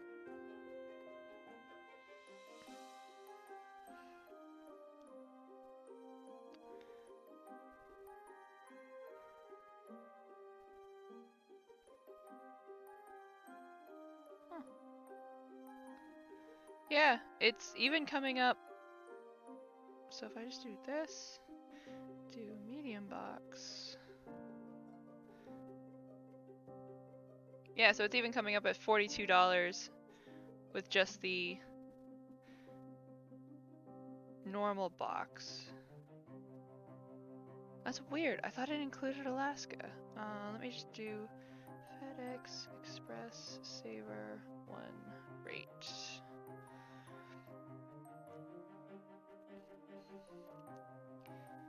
Packaging, tracking, time definite delivery, blah blah blah. Pricing, made easy. Oops. Eyeball.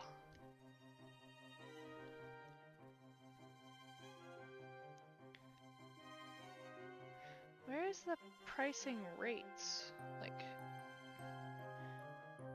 use the rate finder tool? Got a flat rate quote with FedEx rate placing.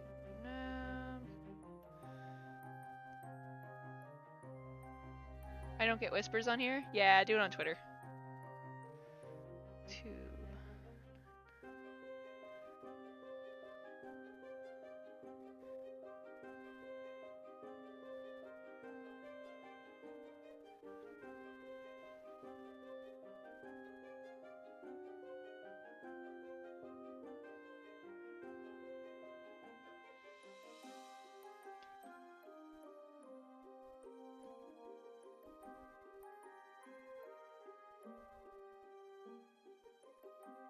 Wait, what? From to.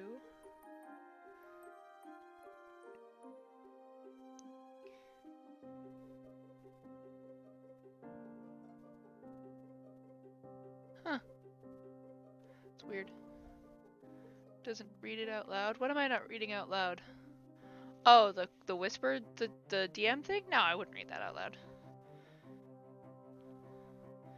No, I was just fighting with the stupid. Yeah, no, so it's not your address that I need directly. It was like I was just trying to figure out just getting to Alaska. Because I was using an address of a Starbucks, so it doesn't really matter. It's still at Anchorage, so it's like just even getting it to the city should be the same no matter where it is in the city. But it's being a dick.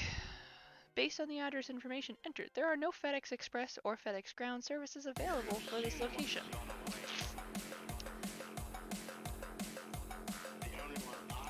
Yeah, I didn't know if it was because it was... Oh, maybe. I can try. Copy.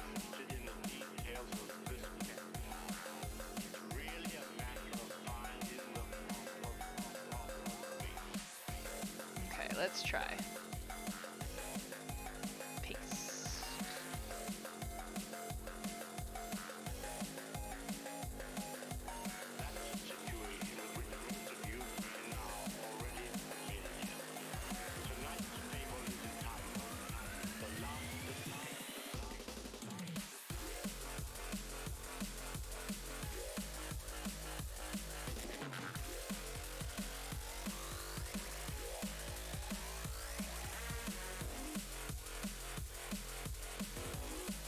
Alright. Nope, it is no different.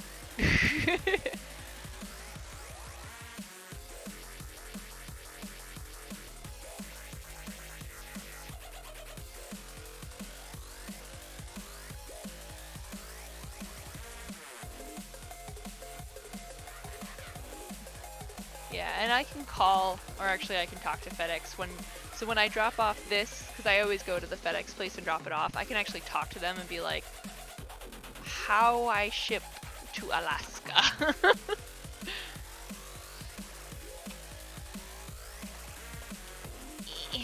There we go. So it looks like at least it's no different in pricing when I was testing it between on base and off base, so.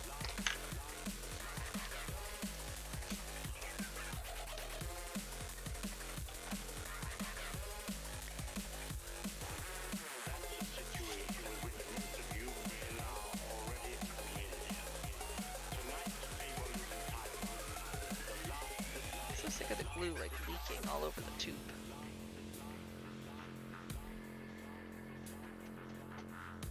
There we go.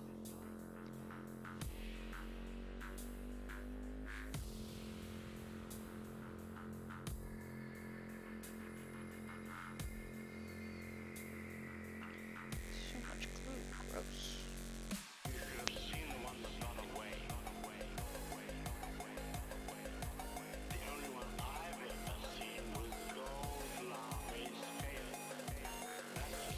I totally thought that when he was just like gold llama, I was like Goldfinger. Okay. So there's one panel. Here's the other panel. That all have spots. And then here's the centerpiece with even more spots. I guess I could put it together right now. Just get that out of the way. Don't need that. Where is... Oh, I should probably put this away so I don't lose it.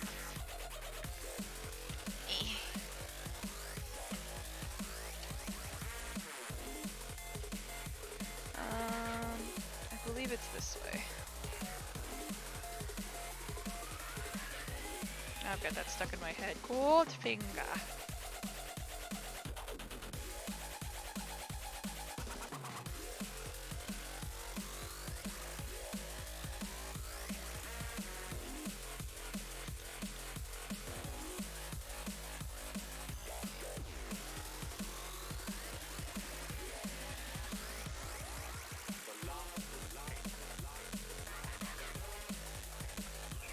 Edric, are you still playing Pokemon? That's a situation which most of you may now already familiar. Tonight's fable is entitled No. Is that a yes?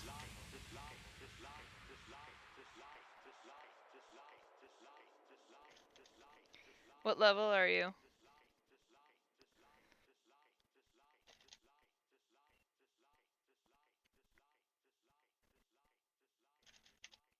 Oh, you're not? Are you just waiting for me to go to so we can go to bed?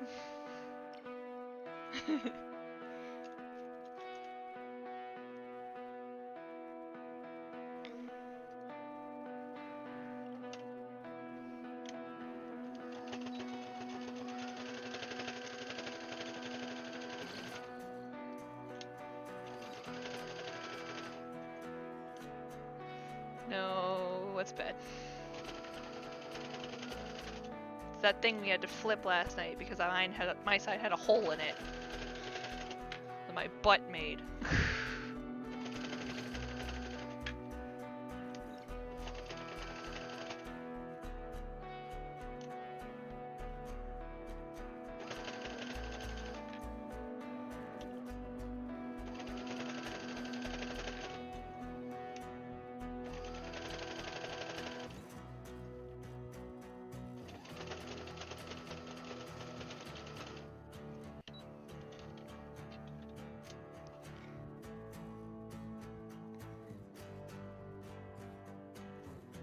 That might be a little too close. Might have to redo that.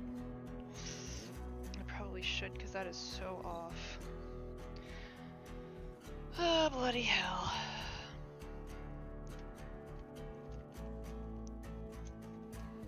Uh-oh. Uh-oh. Ah, there it is. Panic. Alright, let me just start seam ripping this so I know where I left off tomorrow.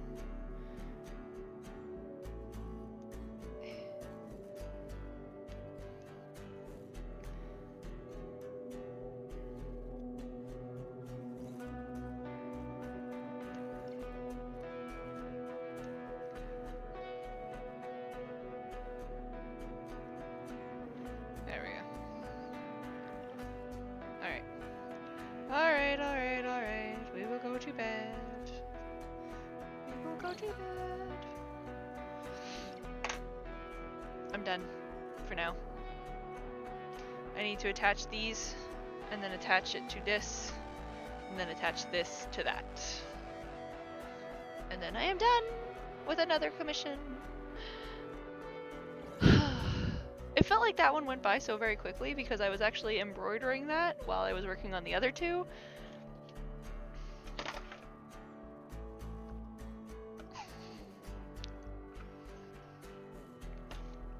And this one's actually a very relatively easy design. If you don't count all of the embroidery.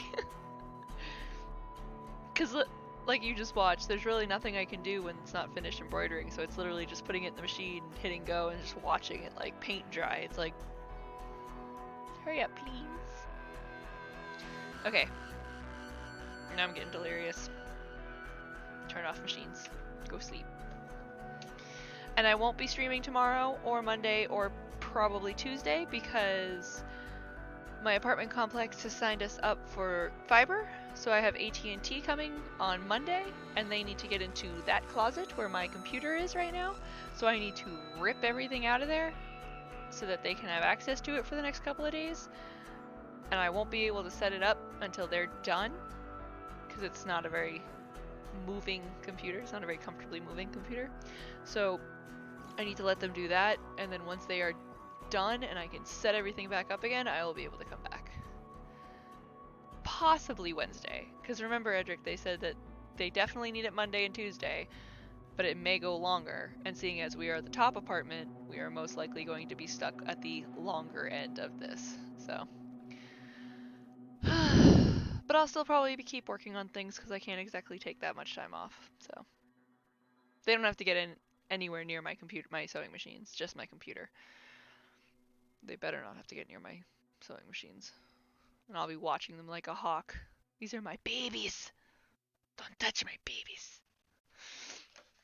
Okay. Sounds like, oh yeah, so much fun. I'm gonna be standing here like what? And not to mention, like, they're gonna wear their shoes in here and they're gonna trek in all kinds of crap. It's gonna stain my carpets. I hate carpet. Alright. I'm done for the night. Good night, everybody. Thank you for joining, even though it's 1:30 in the morning here.